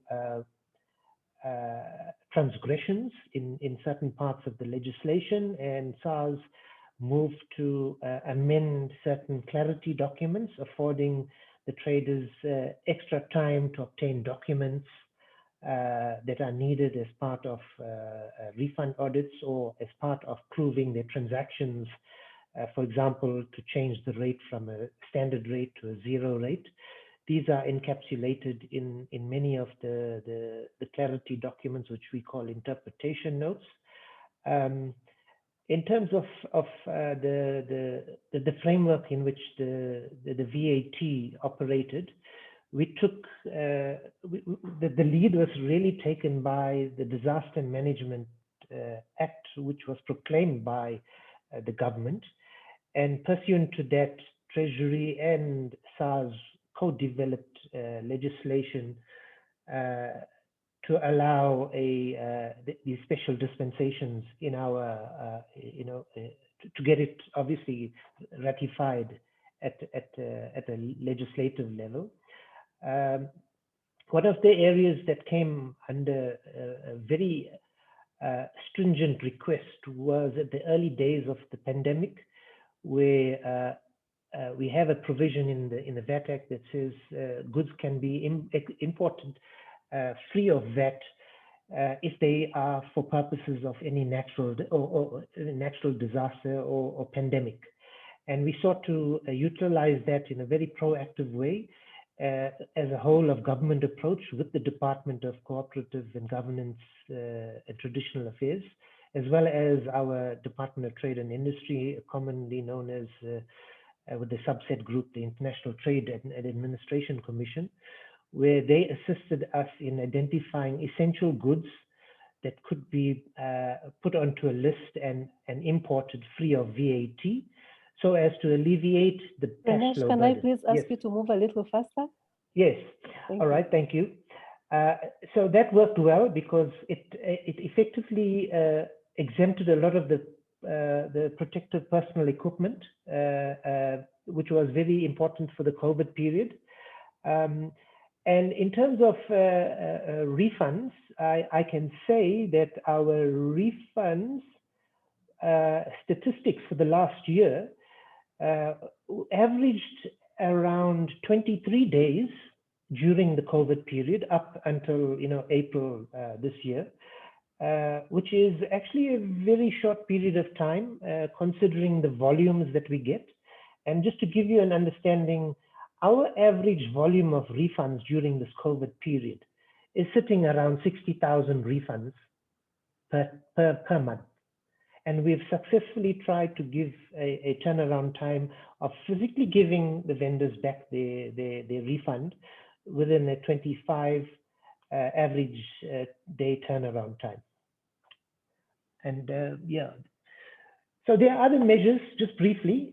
We have mobilized revenue under the e-commerce offshore digital trade environment. We've got a dedicated team that is looking at offshore entities who have not come on board to try and get the revenue in, obviously to counter at least some of the revenue losses because of COVID. We have been actively pursuing unpaid VAT on imported services to counterbalance the loss as well. And we've seen an increase in revenue increase in revenue from offshore e-commerce entities, purely because some industries in South Africa still remain closed. For example, many of the entertainment sectors. And we've seen like offshore streaming platforms have, their revenue has increased because people are generally staying at home. So those are positive results. I think due to time, I'd like to stop there and let people digest what practical measures we've taken. No, thank you so much.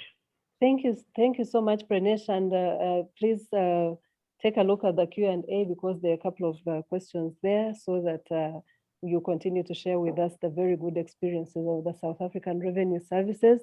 I took note of one key area where you said the tax deferrals. It's very interesting that this was done on a case-by-case basis, and it's based on the compliance record of the taxpayer. I'm sure the other listeners will find this interesting as well.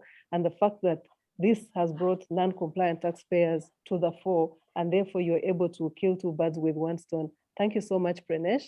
And I saw also in the chat people asking about whether we can share the presentations. The technical team is working on sharing the presentations with you right away. And with this, I'd like to call upon the last speaker or the last panelist, and this is Delia from Deloitte. Delia, my question to you is expedited processing of VAT refunds has been largely talked about by the revenue administrations. As somebody who works closely and directly with businesses, do you consider this helpful during this pandemic? Has it worked timelessly? Or what are the areas that the revenue administrations can improve? And further, what are the measures relating to indirect tax that you would consider as helpful in mitigating the COVID-19 pandemic? Over to you, Delia. Thank you, Mary. Thank you so much for the opportunity to participate in this esteemed panel. I was really heartened to hear from a lot of the leaders today about, in their quest to enforce compliance and to broaden the tax base, they're engaging with us as tax practitioners and taxpayers. So that was really, really heartening and uplifting. Just specifically to your questions, let me start off by saying that in our experience, generally, taxpayers and tax practitioners are welcoming all the various crucial measures taken by tax administrations to counter the negative impacts of the economic fallout caused by the COVID pandemic. And this is also, we agree with the variety of positive, helpful measures, including the reduction of VAT rates in some countries, the zero rating of PPE, the deferral of VAT liabilities, and the fast tracking of the VAT refunds, as Pranesh was pointing out. And that is the question, the real exam question you were asking me, really. But I also wanted to commend a lot of the tax administrations that they did all of this under very strange conditions in this, under lockdown, working remotely. So that is kudos to them. But when it comes to the question of, timely payment of refunds, we've noted in speaking to our colleagues in developed countries, EMEA, the US, is that most of them have gone the route of saying we will pay first and then audit later. So in other words, get the cash in your hands in order to keep you in business and to keep people in jobs, and then we will investigate later. So as they get successful with their vaccine programs and some of them coming out of lockdown, what our colleagues are telling us is that these investigations are starting. So the audits that were promised a year ago are now starting to come, but they're coming in a more focused way. They're focusing on exports and imports, in most cases looking for evidence of exports where exports are claimed and so on. And sometimes done by phone, focused on massive transactions that have taken place, focused on specific risky industries. So very different approach there. So we're very aware as taxpayers and tax practitioners that when it comes to African tax administrations, rightfully, they've identified that VAT refunds are an area of concern, and we need to tread with caution there, particularly because of fraudulent claims. We've had the commissioner previously bemoan the fact that there are companies that will be fictitiously set up and then claim VAT refunds. So it is right for tax administrations in Africa to move carefully in this area. In instances where people have complained to the tax ombuds in South Africa, I'll give an example. The tax ombuds for me summarizes this conundrum in a very succinctly and very clearly for me, and I want to share this and quote him verbatim. He says, it is clear to the ombuds that when SARS makes a decision to withhold refunds, that decision cannot be taken lightly. From the vendor's point of view, a prolonged period without refunds to which it is entitled can easily result in its closure and the loss of employment for its employees. While the Tax Administrative Act makes provision for the interest to be paid on delayed refunds, if they are confirmed, that interest may very well only be paid after the loss of jobs, and also jeopardizing the flow of future revenue to the fiscus. From SARS's point of view, VAT fraud is a reality, and any schemes that exist to illegally extract VAT refunds from the fiscus must be stopped, he says. In ensuring compliance, though, SARS must ensure that it still complies with the legislation it administers. It must also ensure that this is done without delay. So I was very heartened to hear from Pranesh that the average fast tracking of refunds is around 23 days. So that's good to know. So hopefully the complaints to the ombuds will start to reduce. But we have had court cases of people complaining about the delays, but it's good that there are improvements. So the other part of your question was, so what can be done? I've got our vet expert here with us, who hopefully you'll give us a few minutes for her to just add and expand on what I've said. But I think what our leaders have highlighted around embracing digitization, for me, will give our African tax administrations an opportunity to leapfrog into being more modern by embracing digitization, embracing new technologies, which will enable them to have a single view of the taxpayer. So for example, comparing whatever revenue has been declared in the corporate tax return and comparing it to what is being declared in the VAT returns. That process then isn't a manual, long, drawn out and protracted process. It becomes a quicker process. So I think what was said by our Kenyan colleague and leader was absolutely spot on, and I think Pete also mentioned it, and a couple of other leaders. So it's this new technologies and digitization will go a long way. And I think also in the long term, what I loved hearing was this intention to want to go the route of Brazil, Spain, and China, and adopt SAFTI, the SAFTI technology, which enables real-time reporting. So tracking the invoice from its inception, so that you can sift out irregular transactions. So if the revenue authorities insert themselves into that process, it will help a lot to achieve what Logan was talking about, which is, broaden the tax base. So without further ado, let me ask Suzanne to add a little bit more in terms of what should be done more, what we need more of, and what else we can do. Suzanne? Suzanne, if you can please use 2 minutes, I'll be most obliged, because we really are behind. Thank you. Sure, Mary, and thank you very much. What an esteemed audience and panel. Thank you for the opportunity. So I won't go through what we're seeing, what works. I think just to add to Pete's point of earlier, I think it's really important that tax administrations look into facilitating VAT effective donations to the state and to NGOs. We do see that, in some instances, you can't make use of the concessions that Pranesh spoke about earlier. So we believe it's really important, in terms of this COVID period, to make that donation tax effective and VAT effective. Then maybe just to mitigate the economic effects of COVID, just some areas that we believe, should be maybe considered. Bad debt relief, to facilitate that easier. So where there are bad debts, that actually, the output tax can be clawed back until such time as payment is made, the debtor has made payment, and then to pay that output tax over.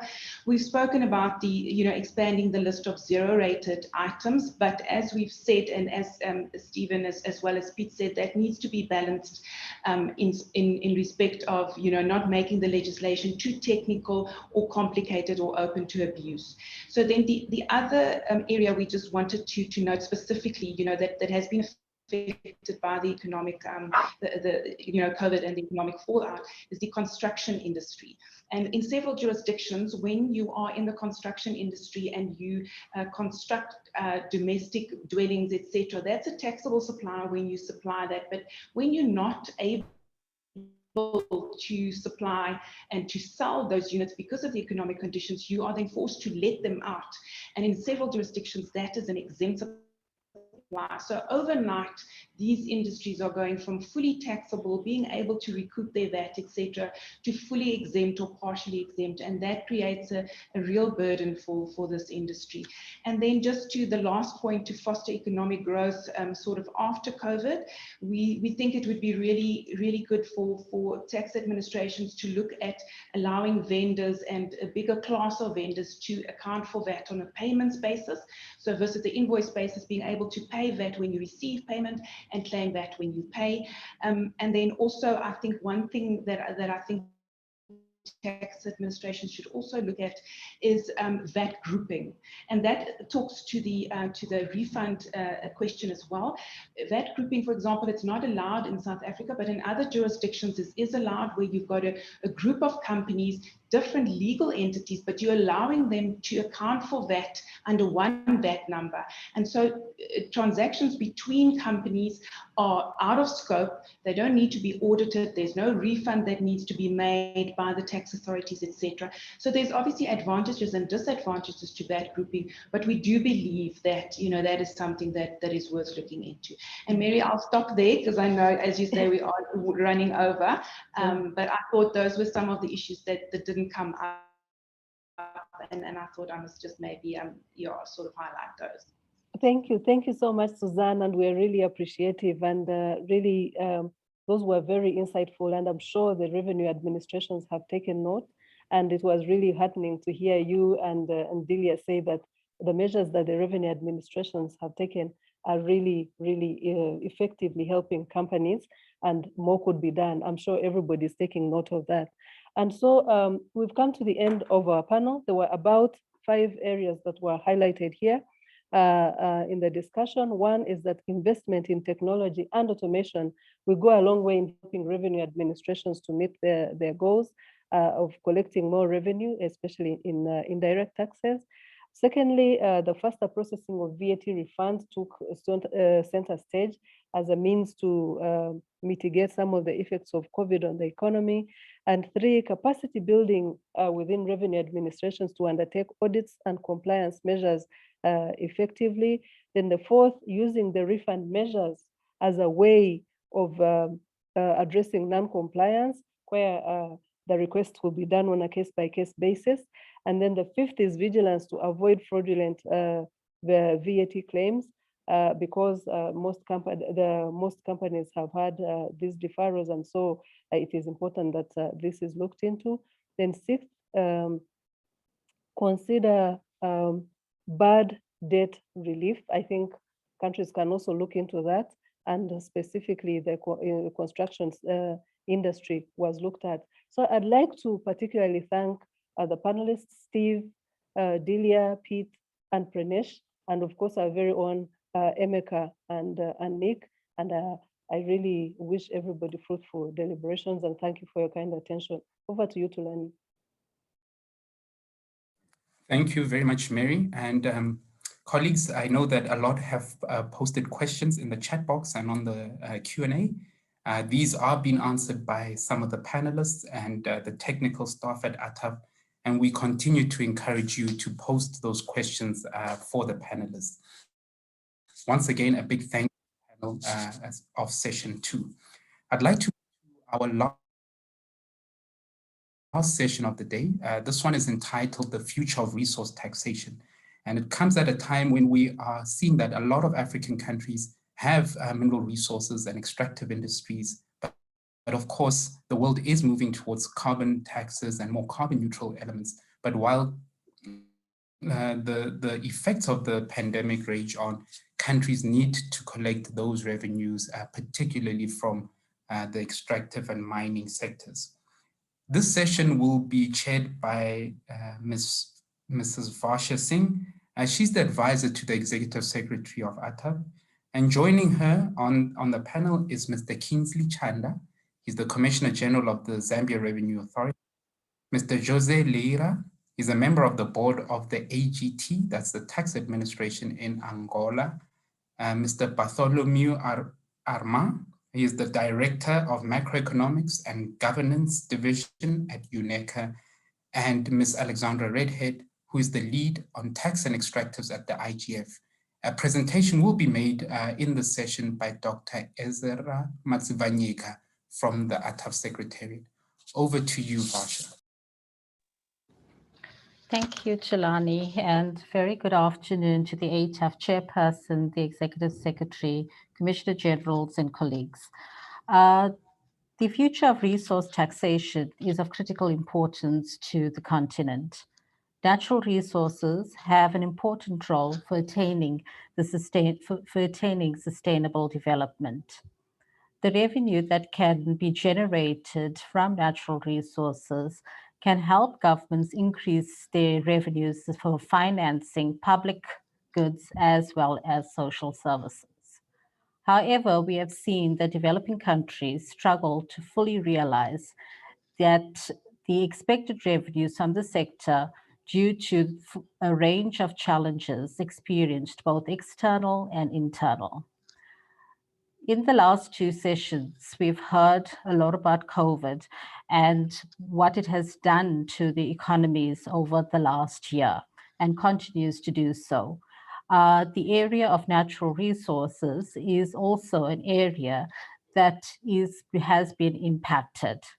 And in this regard, in 2020, ATAF, together with the Intergovernmental Forum, have produced a guide for resource-rich developing countries that looked at the impact of the mining sector for COVID-19 and the associated economic crisis and risks that come with it. ATAF this year has launched a project working with the IGF again on the future of resource taxation, which we will hear more about in this session. So when we go into this session, we will be discussing what the future holds for resource-rich countries, both at a medium and long-term perspective. The session will also look at some of the challenges that have been experienced, but what solutions policymakers have been able to implement to address this. So without wasting any more time, and Tulani has introduced the esteemed panel that I have with me today. We will start with my colleague from the ATAF Secretariat, Dr. Ezra, who will give us a presentation that will set the scene and also share how the current system of mining taxation can be improved, as well as he will share some information on the project on the future of resource taxation. Over to you, Ezra. Thank you very much, Chair. Please allow me to just share my presentation. And when you're able to see it, please let me know. We can see it, Ezra. You can just put it on slideshow. Thank you. Okay, thank you very much once again. The outline of the presentation will be in 4 parts. I'll start at the background, and then I'll look at the introduction, and I'll look at why challenging the status quo of mining taxation, and then I'll end with a presentation on the project implementation. So let me just start by saying last year, on the 16th of April, ATAF and IGF collaborated on a webinar. Sorry, Ezra, can I just disturb you? Can you choose the English channel, please? So the interpreters can continue. Okay, sorry. And I'll just remind all panelists to do the same and to also put your camera on and when you are speaking. Thank you. Maybe let me just pause sharing a bit, then I put the English channel because I can't see the button while I'm sharing.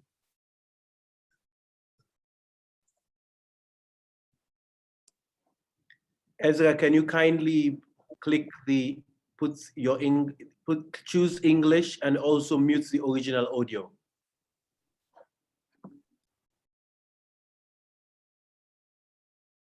Okay, thank you, I'll do that.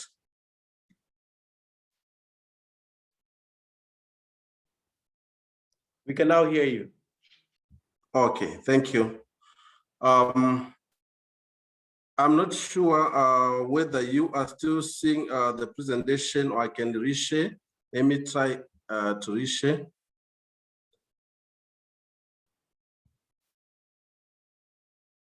Okay. Please tell me if you are able to see the presentation again. Yes, we can. All right, thank you very much, and apologies for that inconvenience. So I was saying I'm going to start maybe explaining a bit on the background of the work that ATAF and the IGF have done already and continue to do regarding the future of resources taxation. And I was saying last year in April, the 2 organizations collaborated on a webinar that looked at mining tax policy responses to COVID-19. I've shared the link there for those who have an interest to look at what was discussed. Because of time, I won't delve much into that webinar presentation. The 2 organizations, ATAF and AGF, also published a guideline on mining responses to COVID-19, and I've also shared one of the links below for those who will be interested to have a look. But I'll also briefly look at the highlights of that paper. So it covered issues like it shows that during the lockdown or during the COVID-19 pandemic, the early days, there were several countries which placed their mines on quarantine all over the world. But on the other hand, we have also some countries which did not place their mining companies on quarantine. The paper also shows that there was a fall in demand of some of the minerals such as copper, nickel, and platinum. But on the other hand, it also shows that there was an increase. There was also a drop in supply of some of the minerals like, for example, uranium. If you read also the paper, it will show you that some of the commodity price for some minerals, they went down for minerals like diamonds, while on the other hand, commodity prices for such minerals which were in low supply, such as uranium, which I have already highlighted, have also went quite high. The paper also outlined the factors that jurisdictions could consider when assessing mining tax policy. So you'll find that in the paper. I don't want to delve much on the paper, but lastly, I want to just say the paper also advises nations on what to avoid in their policy for mining taxation, which is basically providing income tax holidays and also provision of withholding tax relief.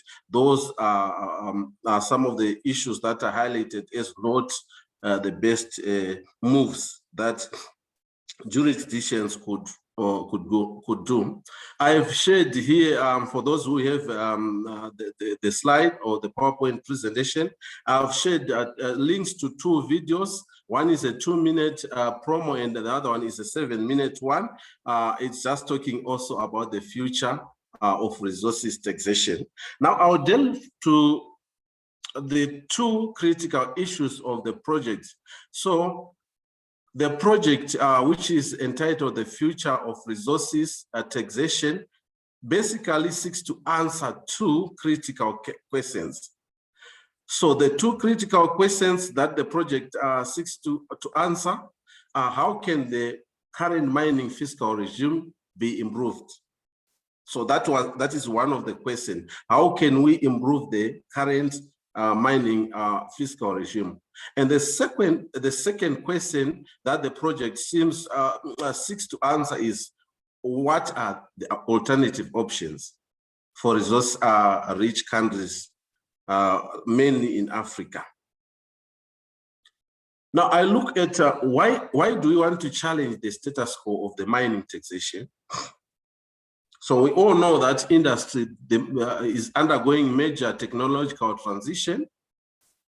We are talking of greener, safer, but fewer. Actually, what we are saying here is we are moving towards a technological transition which requires us to produce, to have these minerals, but also looking at the health of the people and also the environment. So we need to develop technologies that will answer to that.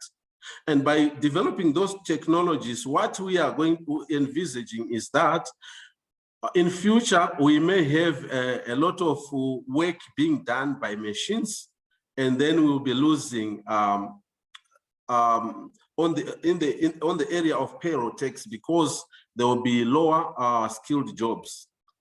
And so that we will end up losing both on payroll tax and indirect taxes. And so this is something that as tax administrations, we should be aware that it could be a risk that we can face in future. There is also the issue of opportunities and challenges from low carbon minerals. Here we are talking about the increased demand for metals and minerals, and we're also talking about a certain landscape. For example, right now we say batteries rely on cobalt as one of the minerals, but with the advancement in technology and the discovery of new minerals, we may find in future that cobalt will not be used in battery manufacture. So that's the future is not certain, and so we should be prepared, and so we should now look at how we can tax the future resource. Basically, here we are saying no one knows the future. Even as COVID-19 hit us, we were not prepared. Many of the jurisdictions were not prepared. It was something that had not been foreseen by many countries, so it came as a shock. And we should be prepared also in future for such shocks, whether positive or negative. The other issue that should force us to look to challenge the status quo of the mining taxation framework is the issue of the taxing the digital economy.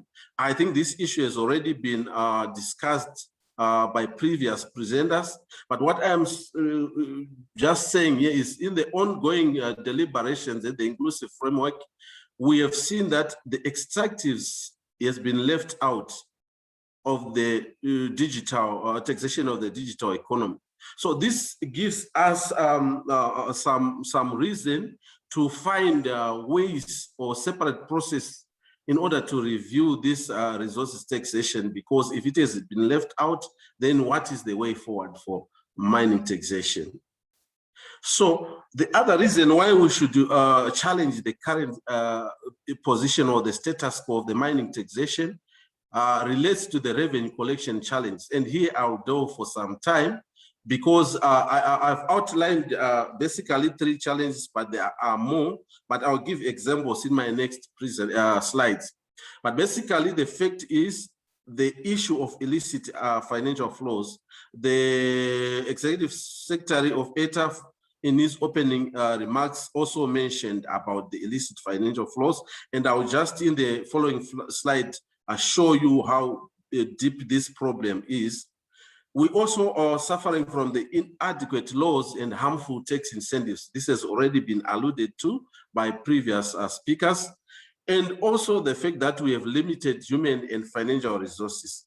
So let me look at the illicit financial flows. I'll just give statistics here from the work that we've been doing as ATAF, which will maybe be published soon. We've realized that more than 1 trillion have been lost due to illicit financial flows in the past 50 years. And this has been obtained from the Global Financial Integrity. Estimates of the illicit financial flows out of Africa, they surpass the global foreign direct investment received by the continent. And this is a shock because the UN is unearthed that the amount of revenue that is leaving the continent is even more than the amount of foreign direct investment that is coming into the country.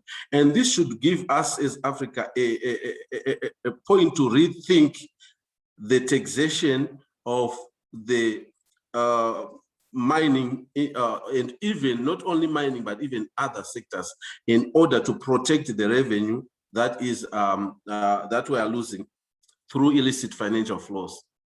Mining and extractive companies, they're also responsible for 65% of the revenue loss in Africa through complex mechanisms such as tax avoidance and transfer pricing. And this is according to the European Commission. So you see, mining accounts for 65% of the illicit financial flows. So this really gives us a reason for us to challenge the current status quo of the mining taxation regime.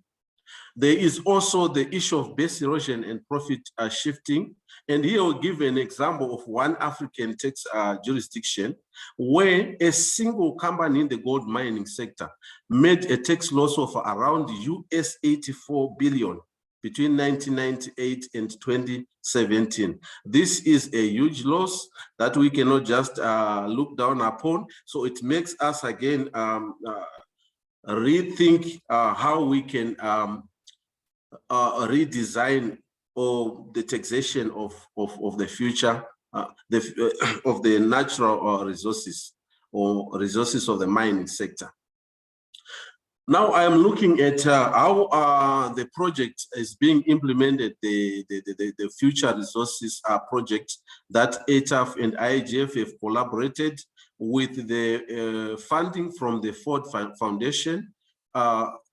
So the first stage, which is almost final, is being concluded, is the gathering of literature, and the literature review focused on how mining is taxed and why, and why challenging the status quo, like I've presented. So this phase of the project is almost being concluded. Now we are on the second phase, and for those who attended our webinar, our joint webinar on the 13th of April, where we did what we call the crowdsourcing of ideas. We send a call for ideas to industries, to NGOs, to the academia, and to civil society. And we had a webinar to discuss this call. And I'm happy to also advise you, colleagues, that we have received so many ideas, very beautiful and very relevant ideas. And I want to thank those who have provided those ideas from the NGOs, from the academia, from civil society. So we will, as we progress with the project, we will look at the idea, we will select the ones that we call the top or most important ideas, which will be incorporated into our guidebook. Now, within this second stage, now what we are left, we are going to administer a survey, an ATAF IGF survey to governments. And here we'll also be looking at the challenges and the policy options for mining taxation. So this is the next phase, because we have already completed the phase where we looked at the private sector, the NGOs, the academia, and we've already obtained the beautiful ideas.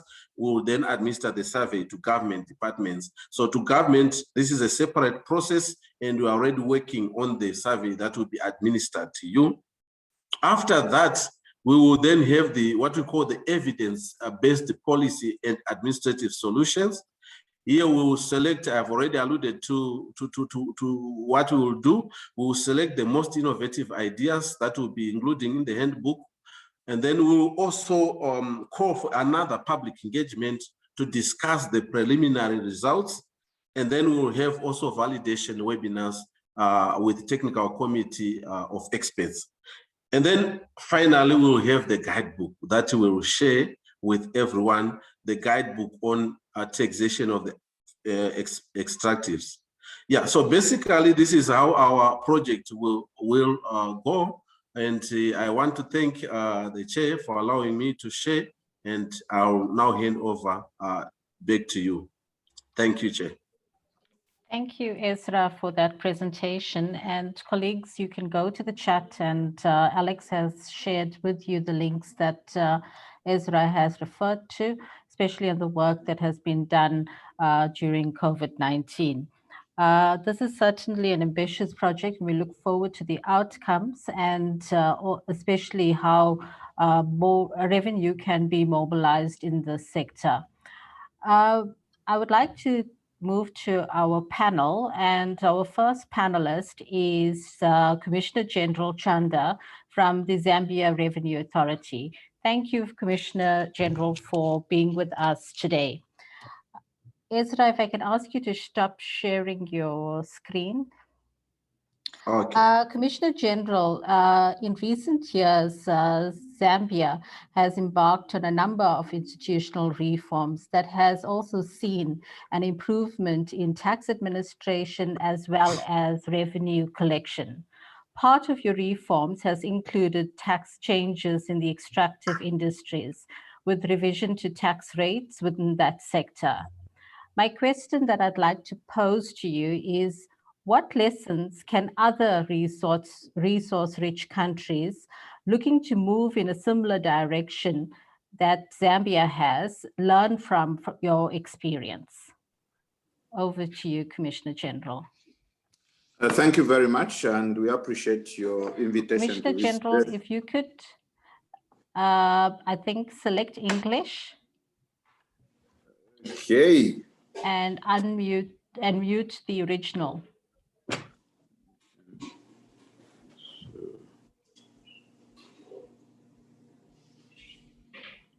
Christine, if you could please assist.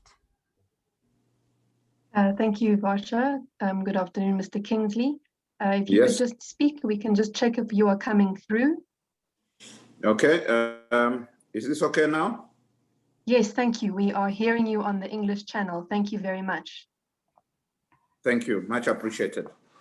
Yeah, thank you very much. I will not discuss the challenges that we have in taxing the mining industry, because that has been adequately elaborated in the last presentation. Let me go just straight to the actions that our country has taken in order to maximize the collections from this sector. The first thing that we did was replacement of thin capitalization rule with a fixed ratio rule that is applicable to all sectors except the insurance and financial sectors. This fixed ratio rule limits the amount of gross interest expense that can be deducted when computing the tax computation to 30% of the tax earnings before interest, tax, depreciation, and amortization. The other thing that we did was to remove the provision which allowed for the deduction of mineral royalty tax in ascertaining the gains or profits of a business carrying out mining operations. So in the past, our mineral royalty tax was a deductible tax. This time, it is no longer deductible. And this was necessary because we noticed that most of our mining companies continued to declare losses over a long period of time. You know, sometimes periods that may not even justify survival of a business. And as you are aware, most of these mining mines, actually, the actual mines do have a lifespan. So you find that a mine has a lifespan of 25 years in terms of the available ore. And then for 20 years, this company has just been declaring losses. In the meantime, the minerals are finishing because minerals are not mined to grow the following day, you know. So we decided to make mineral royalty tax non-deductible. It has been a very controversial thing, but government did it anyway. Then we also increased the mineral rates by 1.5% across. And what we have now is a sliding scale, which is linked to the price range. So in Zambia, if the price of copper, for example, which is our major metal that we produce, if the price of copper is below 4,500, the applicable mineral royalty tax is 5.5%. If it goes up 4,500 to 6,000 US dollars per ton, it goes to 6.5% until when it's above US dollar 9,000 as it is now, we are collecting 10%. So that way, we ensure that the government is not in any way disadvantaged. The other things that we did was to remove cobalt and vanadium from the base metals list, and we apply a flat mineral royalty tax rate of 8%. We also introduced import duty, and this is very important. We introduced import duty on copper and cobalt concentrates at the rate of 5%. The idea is to encourage local processing of these minerals, because we noticed that we had big smelters that set up in Zambia who were just relying on the feed from Congo, especially DRC, from Congo to feed their plants and process. So we introduced import duty to discourage that, so that they start processing local minerals. Then we also introduced export duty on precious metals and gemstones just to maximize the benefits to the government, and this was at a rate of 15%. And we did the same on manganese and other ore concentrates. So you find that government has responded with a number of taxes that were carefully analyzed and that assured the companies that they will make a profit, but at the same time maximizes the revenue gain to the government. Of course, the challenges were already established, were already presented, such as complex accounting systems that most of these mining companies use, transfer pricing behavior, and all sorts of illicit activities that deprives the countries of revenues. What we have done in response to that is that as Zambia Revenue Authority, we have established mineral analysis labs so that we are sure of the content and the value of the minerals that are being exported. We have procured XRF machines. These are machines that, you know, at the border, as the consignment is going out, you are able to scan and have an idea of the kind of minerals that are there. Because of that scaling, because of that sliding scale, and the fact that different minerals attract different taxes, you find that predominantly mining companies are declaring the lower grade minerals. So with these XRF machines, it gives us an opportunity to counter-check their declarations. We have also established a mineral value chain monitoring unit within the Zambia Revenue Authority. This unit does nothing else but to monitor the volumes, meaning the quantity and the quality of minerals going out of the country for taxation purposes. Then, of course, we have continued to invest in the training of our officials in mineral content analysis, and we are also scaling up the skills of our auditors in order for them to deal effectively with issues of transfer pricing. The other challenges, of course, include inability to monitor transactions that mostly happen overseas, but also the ability of big companies to lobby for favorable tax policies from government. As you are aware, revenue authorities are just implementers. We are just administrators of tax, and our tax compliance activities are based on tax policy. But you find that these mining companies, who are mostly international, have so much ability to influence government policy. It is for this reason that we fully welcome the Future of Taxation Initiative by the ATAF and IGF that propose measures to help to curb mining sector specific profit shifting activities. And ZRA is happy to participate in this and looking forward to benefit from this initiative. Thank you very much. Thank you so much, Commissioner General, for sharing with us what Zambia has done. And I think what's important is that you've put in and brought in measures both from an indirect tax perspective as well as direct tax perspective. And you have also strengthened your enforcement capability as well, which I think a lot of what you've said other countries can learn from. Thank you for that. Our next speaker and panelist is Mr. Lera, who is the member of the board from Angola Revenue Administration. Mr. Lera, let us look at, we talk about the race to the bottom. And when it comes to resource taxation, we have many countries in Africa competing for the same foreign mining investors. So my question to you is, how can we better harmonize resource taxation across the continent and ensure a better return? And linked to this would be the issue of how can we use tax policy to encourage local value-added investment in mining? Thank you, Mr. Lera, over to you. Muito obrigado, senhora Varsha. Meus cumprimentos aos colegas do painel. Bom, eu penso que quanto à questão que coloca, primeiro, nós temos de reconhecer, e o senhor Azera, na sua apresentação, também fez nota clara disto, nós temos de reconhecer que o problema da tributação dos recursos minerais em África não é um problema nacional, é um problema regional e continental. Ou seja, enquanto cada país decidir por si próprio encontrar soluções para, de alguma forma, rentabilizar os seus recursos naturais, não irá conseguir se não encararmos todos como um problema único, como um problema regional, como um problema do continente africano. Penso eu que esta deve ser a primeira fase da nossa estratégia enquanto África. Reconhecer que o problema existe, identificar que nós temos graves perdas de receita fruto desta luta individual em busca de melhores investidores para cada um, e tentarmos de forma congregada encontrar soluções para o efeito. Portanto, devemos efetivamente partir desta base, mas partir de forma séria e comprometida.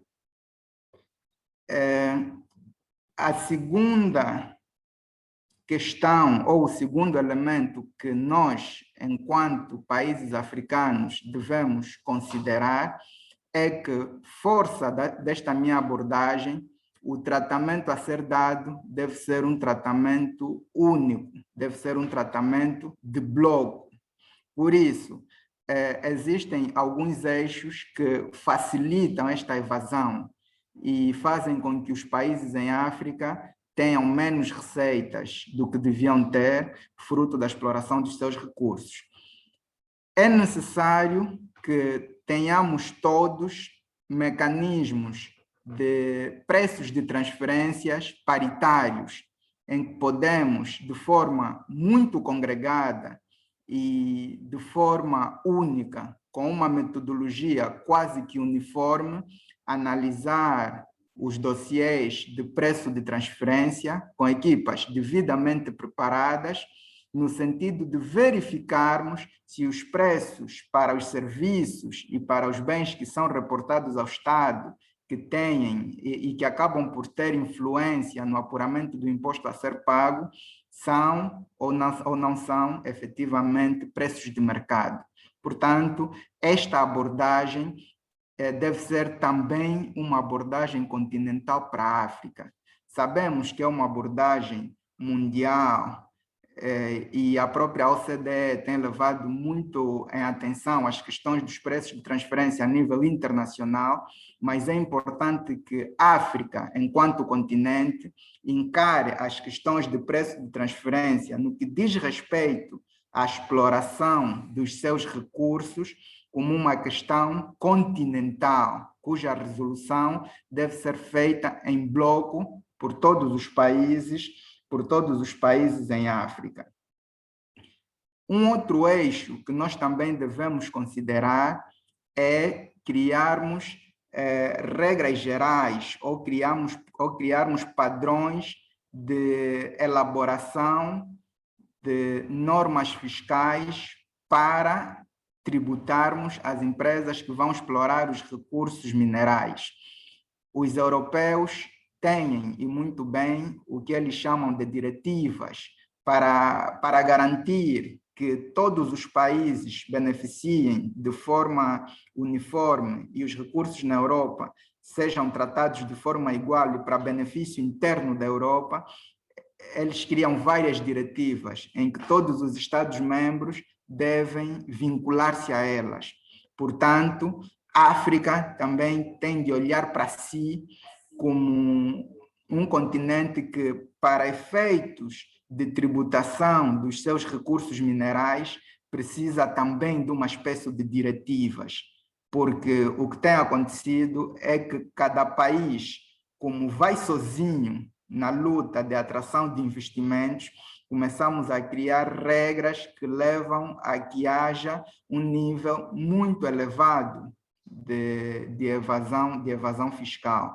Então, se os investidores saberem que, independentemente do país que eles forem explorar recursos, existem normas sobre as quais são intransponíveis por acordo entre os Estados africanos, teremos efetivamente maior eficácia e eficiência no processo de cobrança destes recursos.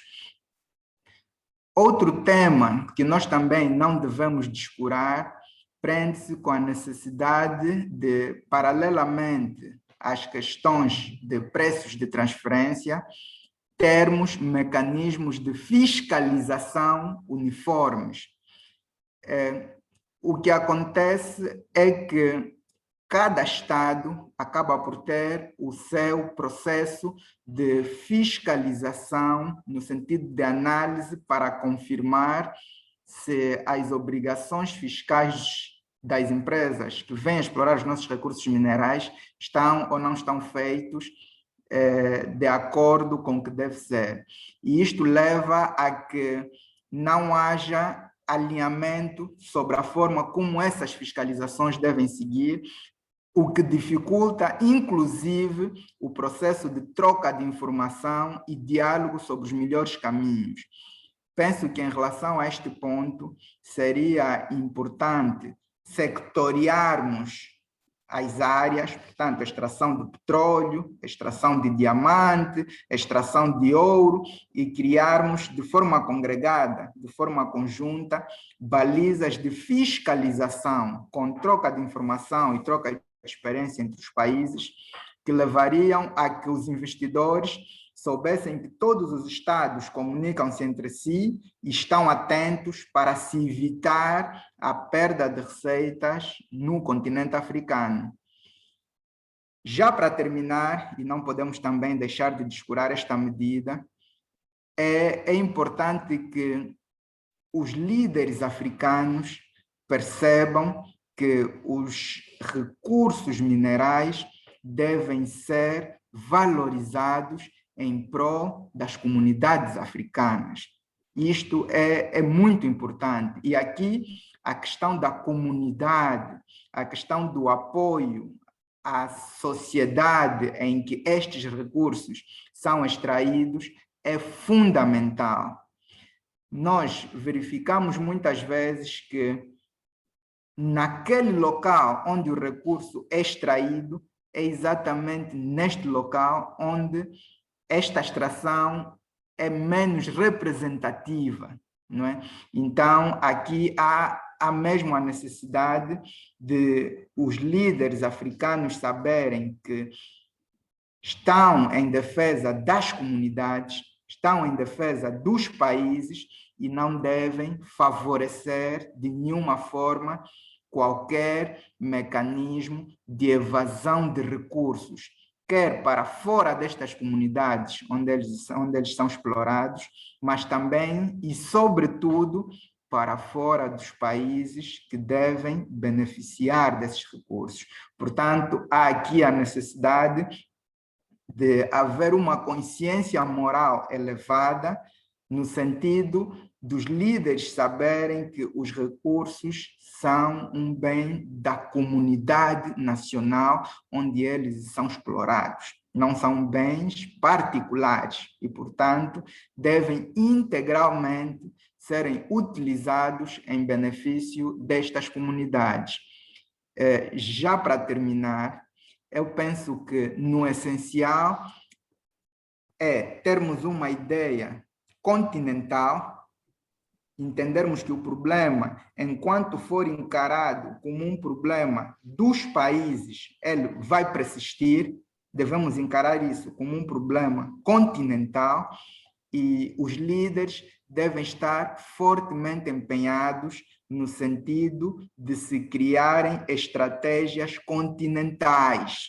A ideia de se criar estratégias nacionais para se evitar a evasão dos mais de 3 trilhões que o senhor Ezera disse na sua primeira apresentação é uma ideia falaciosa. Não se vai conseguir se não houver esta união entre os Estados. Então, eu penso que uma abordagem neste sentido poderá efetivamente levar a maior eficiência nos processos de arrecadação dos recursos minerais, porque para os países africanos ainda representa a maior franja dos respectivos orçamentos. Angola, por exemplo, tem uma média de 56% da sua receita para financiar o OGE proveniente da exploração de recursos minerais. Portanto, é um valor que ultrapassa a metade dos recursos que são entregues ao Estado para financiar as despesas públicas. Portanto, devemos encarar isto, e tal como Angola, vários outros países têm este cenário. Há 12 anos, a receita de exploração de recursos naturais representava em Angola cerca de 88% do total da receita. Portanto, há na verdade uma reforma na parte da receita, na parte dos impostos gerais que leva a este melhoramento. Mas o facto é que, tal como no OGE em Angola, as receitas da exploração de recursos minerais ainda têm um peso significativo no seu orçamento, vários países africanos vivem o mesmo. E nós só conseguiremos melhorar a eficiência se trabalharmos de forma conjunta e se trabalharmos de forma congregada. E aqui a ATAF, enquanto fórum de congregação dos Estados, acaba por ter também aqui um papel dinamizador e catalisador neste processo. Portanto, eu paro por aqui e muito obrigado pelo tempo dispensado. Thank you, Mr. Lera, for sharing that interesting perspective for us. And I would just like to pick up on one area that you have highlighted, which is that we need to look at a continental approach and to come up with general rules and patterns and standards on how we will address this. And I hope that Ezra and Alex, you would take this into consideration in your project as well. The next speaker panelist that I have is Mr. Amar from UNECA. And Mr. Amar, the liberalization for small and medium-sized mining activity is in many African countries made possible by the issuing of mining permits. So the question I'd like to pose to you is, what measures can administrators put in place to ensure that this mining activity does not escape the tax net? And I would also like you to comment on, from your observations, do you think that tax administrations in African countries have the capacity to monitor these small scale mining activities? And if you could take about 7 minutes to respond. Thank you, Mr. Amar. Thank you. Thank you for the opportunity. Let me start by saying that the small-scale mining activities largely fall, in the domain of the informal sector. And really, we know that the informal sector is a difficult sector to really monitor and track. So I think that the context in which we need to analyze how we address the issue of taxation and minimizing tax leakages is really to look at the informal sector in general and ask the question, what are the drivers of informality, and how do we minimize or really attract the informal sector into the formal sector? I don't think the approach of formalization through sort of legislation is going to work, because we need to understand that the informal sector is really a shock absorber for many economies, because countries do not have social protection systems. So informality is really society's way of creating its own informal social protection system, within which these small-scale activities are embedded. So the way I would look at it is to ask the question, why would a small-scale enterprise that has the benefits of operating informally operate formally? What are the costs and benefits of formality versus informality? And if a country can address those kinds of questions, you basically then really induce formality. And one way to do that is really to look at the kind of support measures and really look at taxation as a part of a social contract that not only takes from the producer, but gives back in the form of public goods. And so what are these public goods that the small-scale miners would benefit from in a tax regime that is aimed at really maximizing and pooling the resources of the people in the informal sector? One is really to provide them with the basic skills and tools to undertake the activities, and to link them up to the national and regional value chains. A lot of these small scale miners lack the education to really add value to the minerals that they produce, and also to really produce efficiently. So the kind of support measures, including capacity building, access to basic equipment, would be one way of inducing formality. The second is to look at the mining activities not as a national endeavor, but look at the regional component. So for example, why would a small scale miner sell its commodities or its products to government if it can smuggle them outside of the country at a higher rate? So neighboring countries' policies, the need for kind of policy harmonization is critical to ensuring that the tax administrators' work is simplified, because tax administration and tax collection is also based on a cost-benefit analysis. If the cost of enforcement is higher than the benefits of the benefits, then there's no point. Then it's a negative incentive to actually go after these people. And you minimize that by not through a system of sticks, but you also need carrots.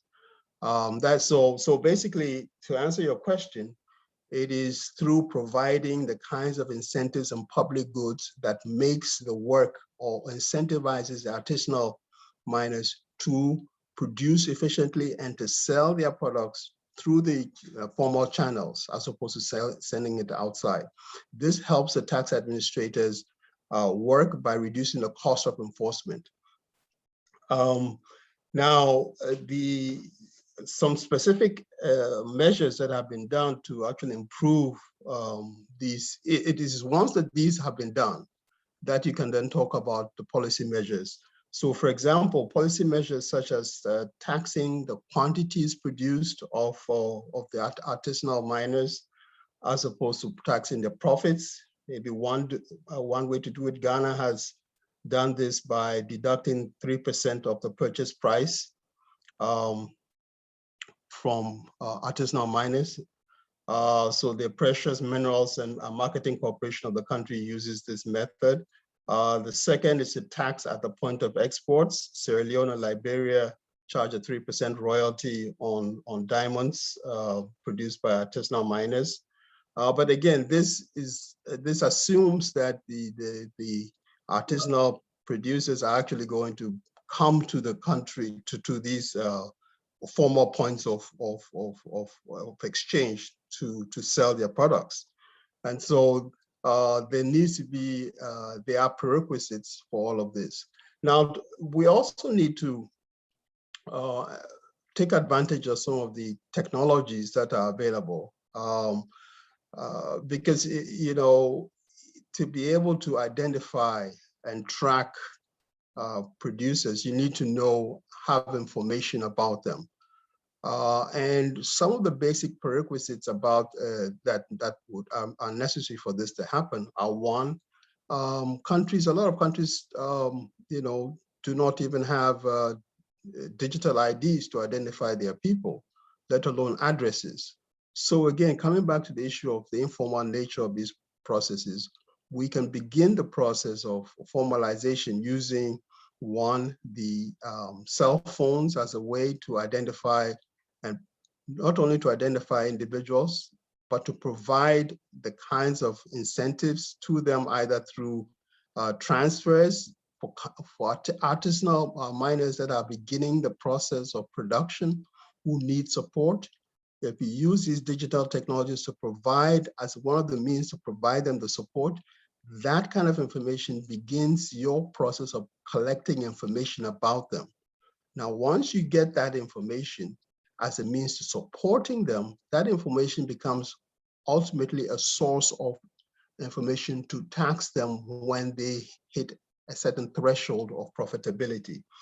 So again, it is really about the system of carrots and sticks, using the carrots to gather information about your artisanal miners And in that sense, really formalizing them without them actually knowing they're being formalized, right? Because as they get these incentives, they become part of a system. You build a database about them, and then this social contract about them not only paying taxes, but getting public goods from the system begins to take hold. And that is critical part of that process. But I think we should also then move beyond simply the export of raw minerals to look at how we add value and create additional jobs through this process. So it is not enough to simply just tax them for exporting the raw commodities. As was indicated before by the speaker on Zambia, these import taxes actually help to localize production. And so how do we then build these artisanal miners into a value chain of production that is not just about selling raw minerals, but also processing them, as you have in countries like, say, even in India and even in Ethiopia. These, I think, would be a way of creating additional multiplier effects from the production of these local minerals, and linking them up also to other industries that help in the processing and value addition to these raw minerals. So on the basis of this, I would suggest my summary is that the focus should not be on taxation because you're dealing with an informal sector. It should not be exclusively on taxation, but also supporting the artisanal miners, and in that exchange of value, where the government gives support, but then nurtures and incubates these artisanal producers to a point where they become prominent and self tax-paying entities in the system. You have a mutual give and take. And by doing that, you then reduce the cost of going after these people, because they become more willing parties to the taxation exchange. And the cost of enforcement then goes down, which makes taxation a net positive for the country. I'll stop here. Thank you, Mr. Amma, for that perspective. And I think what for me stood out is the social contract, as well as how that can link to public goods and the support to the artisanal miners and their compliance in the whole tax net. I think that was really good. So our final panelist is Ms. Alexandra Redhead, who is the lead in the tax extractive industry at the IGF. And Alexandra, IGF has partnered with ATAF on an ambitious project, the future of resource taxation. So the two questions I'd like to pose to you is, based on the discussions that we've just had, what insights can you share with us, considering that there are competing interests in countries at the moment? And the second is, how can African countries best deal with the challenges mining companies have brought to the table during COVID-19?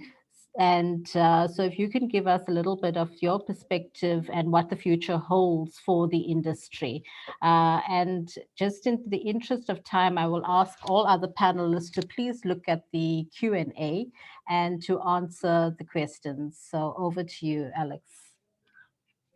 Thanks very much, Varsha, and thanks very much to ATAF for the invitation to participate in this fantastic event today. I think it's been a really interesting discussion so far, and such a privilege to hear so many concrete, practical ideas, I think, from fellow panelists. And yes, we have an ambitious project. We're delighted to partner with ATAF on the future of resource taxation. We think it's a very timely, very much needed project, especially in light of COVID and the need to rebuild public finances post-COVID. So we're delighted to work together with ATAF on this project and many other initiatives as well.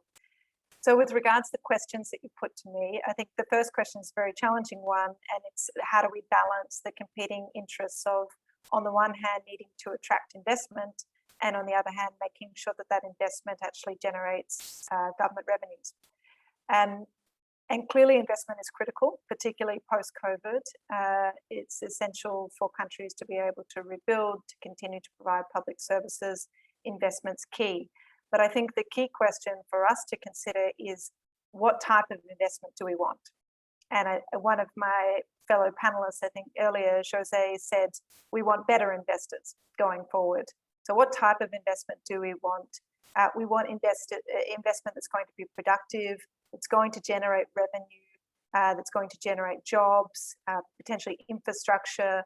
As other panelists have mentioned, we want investment that's going to generate economic development through local value addition. So not just extracting the raw materials, but rather processing those materials, bringing more of the value chain into the resource-rich country, rather than African countries just constantly exporting these raw materials that then get processed into in whatever it is, whether it's batteries for electric vehicles elsewhere. So we want to see more of that value brought in country.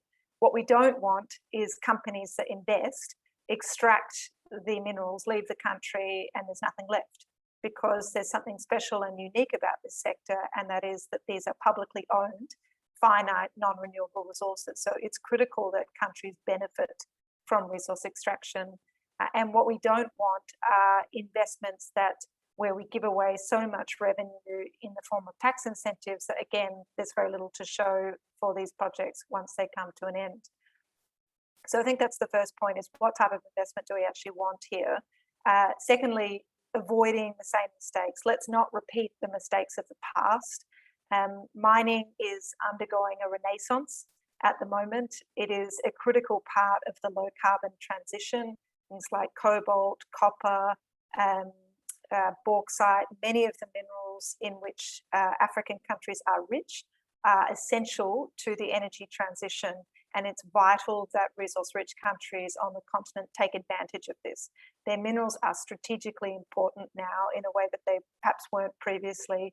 So let's not give away resources in a bid to attract investment. So let's get our house in order first. The Future of Resource Taxation project will hopefully generate new ideas, learn from other countries, increase the policy options available to countries, and then put those in place to make sure that mining really delivers this time around. We're getting a second chance. We have a legacy of bad deals in this sector, where we have overly generous tax incentives, mining not meeting public expectations. Let's not make that mistake again. We have a second chance here. And I think the third point is strong and fair fiscal regimes are more likely to lead to sustainable investment. So investors know that unbalanced fiscal regimes or overly generous tax incentives aren't going to last. They know that those benefits are not sustainable, and there will come a time when governments need to change their regime or look to try and renegotiate their contracts. One CEO of a mining company in Tanzania said that when industry sits down to negotiate these deals, often these things come back to bite us. And I think industry is aware of that. So sustainable investment is actually about having strong, robust fiscal regimes to start with. And I think those regimes need to be progressive, like the example from Commissioner Chanda in Zambia of sliding scale royalties, where you see government share of the benefits increase when prices are high, especially for important minerals like copper. They also need to be simple, right? The benefit of a sliding scale royalty is that it's a tax on production, so it's much easier to collect than something like corporate income tax. They need to be robust so that it's less of a risk that companies engage in abusive transfer pricing. So I think those are some of the issues that we need to consider as we look at the interaction between investment and taxation or revenue collection. Turning briefly to the question of COVID, and I think Ezra outlined some of the details that were in our guidance document last year. I think the message is that mining's actually fared relatively well during COVID, and certainly hasn't been uniformly affected, and some metals like gold have done very well. as a store of wealth during a global pandemic and broader crisis. We've seen very few instances of specific tax relief in the mining sector, which is a very positive thing, that we haven't seen too many instances of companies coming requesting for tax breaks. But of course, if they do make those requests, and they still may do, then those need to be dealt with on a case-by-case basis. It should depend on the commodity, the company. These sorts of tax breaks, if they're going to be given, should be given to existing mines, not new investments. And there should be conditions. There should be a kind of quid pro quo here in terms of what government gets in return. But I think the key takeaway is that mining hasn't been affected. If anything, mining can do more to help rebuild public coffers post-COVID, which is why the future of resource taxation, I think, comes at a really good time. This project was originated earlier, pre the COVID pandemic, but now it's even more important than we thought, because we need new policies to make sure that mining really does deliver. You asked a question, I think, about force majeure. On that, as Ezra said, we have seen instances where mines have shut down and companies are claiming force majeure. I think force majeure is a tricky one. It's a double-edged sword, because on the one hand, you've got governments trying to push back against claims of force majeure by companies. And then, on the other hand, they're also trying to claim force majeure to defend measures that they might have taken in response to COVID. So it's a tricky one. I think the last comment that I'll make looking to the future is that whilst investment took a hit last year as a result of COVID, we have seen it pick up quite substantially in the sector, particularly in areas like gold. And so really, countries at all costs should be avoiding things like tax incentives, because tax incentives are only going to speed up investments that would have happened anyway. And at worst, you're going to lose vital revenue in return for elusive benefits. And finally, I think COVID has sped up some of the trends that we were already seeing in the sector, which we're trying to address in the future of resource taxation. So, for example, automation of the sector, because businesses are keen to try and get workers, reduce the number of workers, reduce the public health risk. They're then speeding up the process of automation, digitization of the sector, which means less jobs, which means less payroll taxes and other associated benefits from employment. So all of these issues are kind of coming to a head now, which makes the future of resource taxation a really critical project, and one that we're delighted to work with ATAF on. And I think many of the ideas that have been flagged by panelists today will hopefully find their way into the future of resource taxation. Thanks, Basha. I'll stop there. Thank you, Alex. And I think that an important takeaway from what you have said is that, we have a second chance and we should relook at our policies and also the tax incentives, and make sure that we don't just give away, but have more robust policies that we can put in place. So I think we all are going to look at interest on your project that you and Ezra have outlined, and to see what can be taken. And I think, just in summary, I think what's important from the session and what has come out is that we need a continental approach. We need to look at how we can look at policies that we can have commonality amongst the policies that we have for the continent that are in different countries, that investors don't then go shopping around as well. But also, I think what is important coming out is the support measures that we need to give, and the role of education, the access to jobs, and also the role that we have from a technology perspective, which I think is important, and how all of that can be brought in to look at the future of resource taxation. So a big thank you to all the panelists. And on the chat, there has been more resources that have been shared that you are welcome to have a look at, and we will also send out some of this and post it on the ATAF website. So thank you, and I will hand over back to Lani, the moderator. Thank you. Thank you very much, Varsha, and thank you to our panelists for an excellent discussion. Unfortunately, colleagues, we've really extended ourselves and we've extended the audience's time. We were meant to end today 45 minutes ago, so we've overrun. But I think it's a testament to how good the discussions were and how the panelists unpacked a variety of questions that were posed to them, as well as interact with the audience in the Q&A and chat box. So on that note, colleagues, I would like us to bring our day's proceedings to an end, but also to remind you that tomorrow we will commence at the same time as we did today for our second and last day. The sessions will start at 11 o'clock Central African time, which is 9 o'clock GMT, and that would be midday or 12 o'clock for East Africa and 10 o'clock for West Africa. So we look forward to welcoming you again tomorrow. But on a more pleasant note, we would like to extend our warm gratitude to all the panelists for gracing us with their presence and for superbly delivering on the questions posed to them in the discussions. On that note, colleagues, have a pleasant Wednesday afternoon, evening, and we will see you tomorrow morning or in the afternoon for some of you. Good.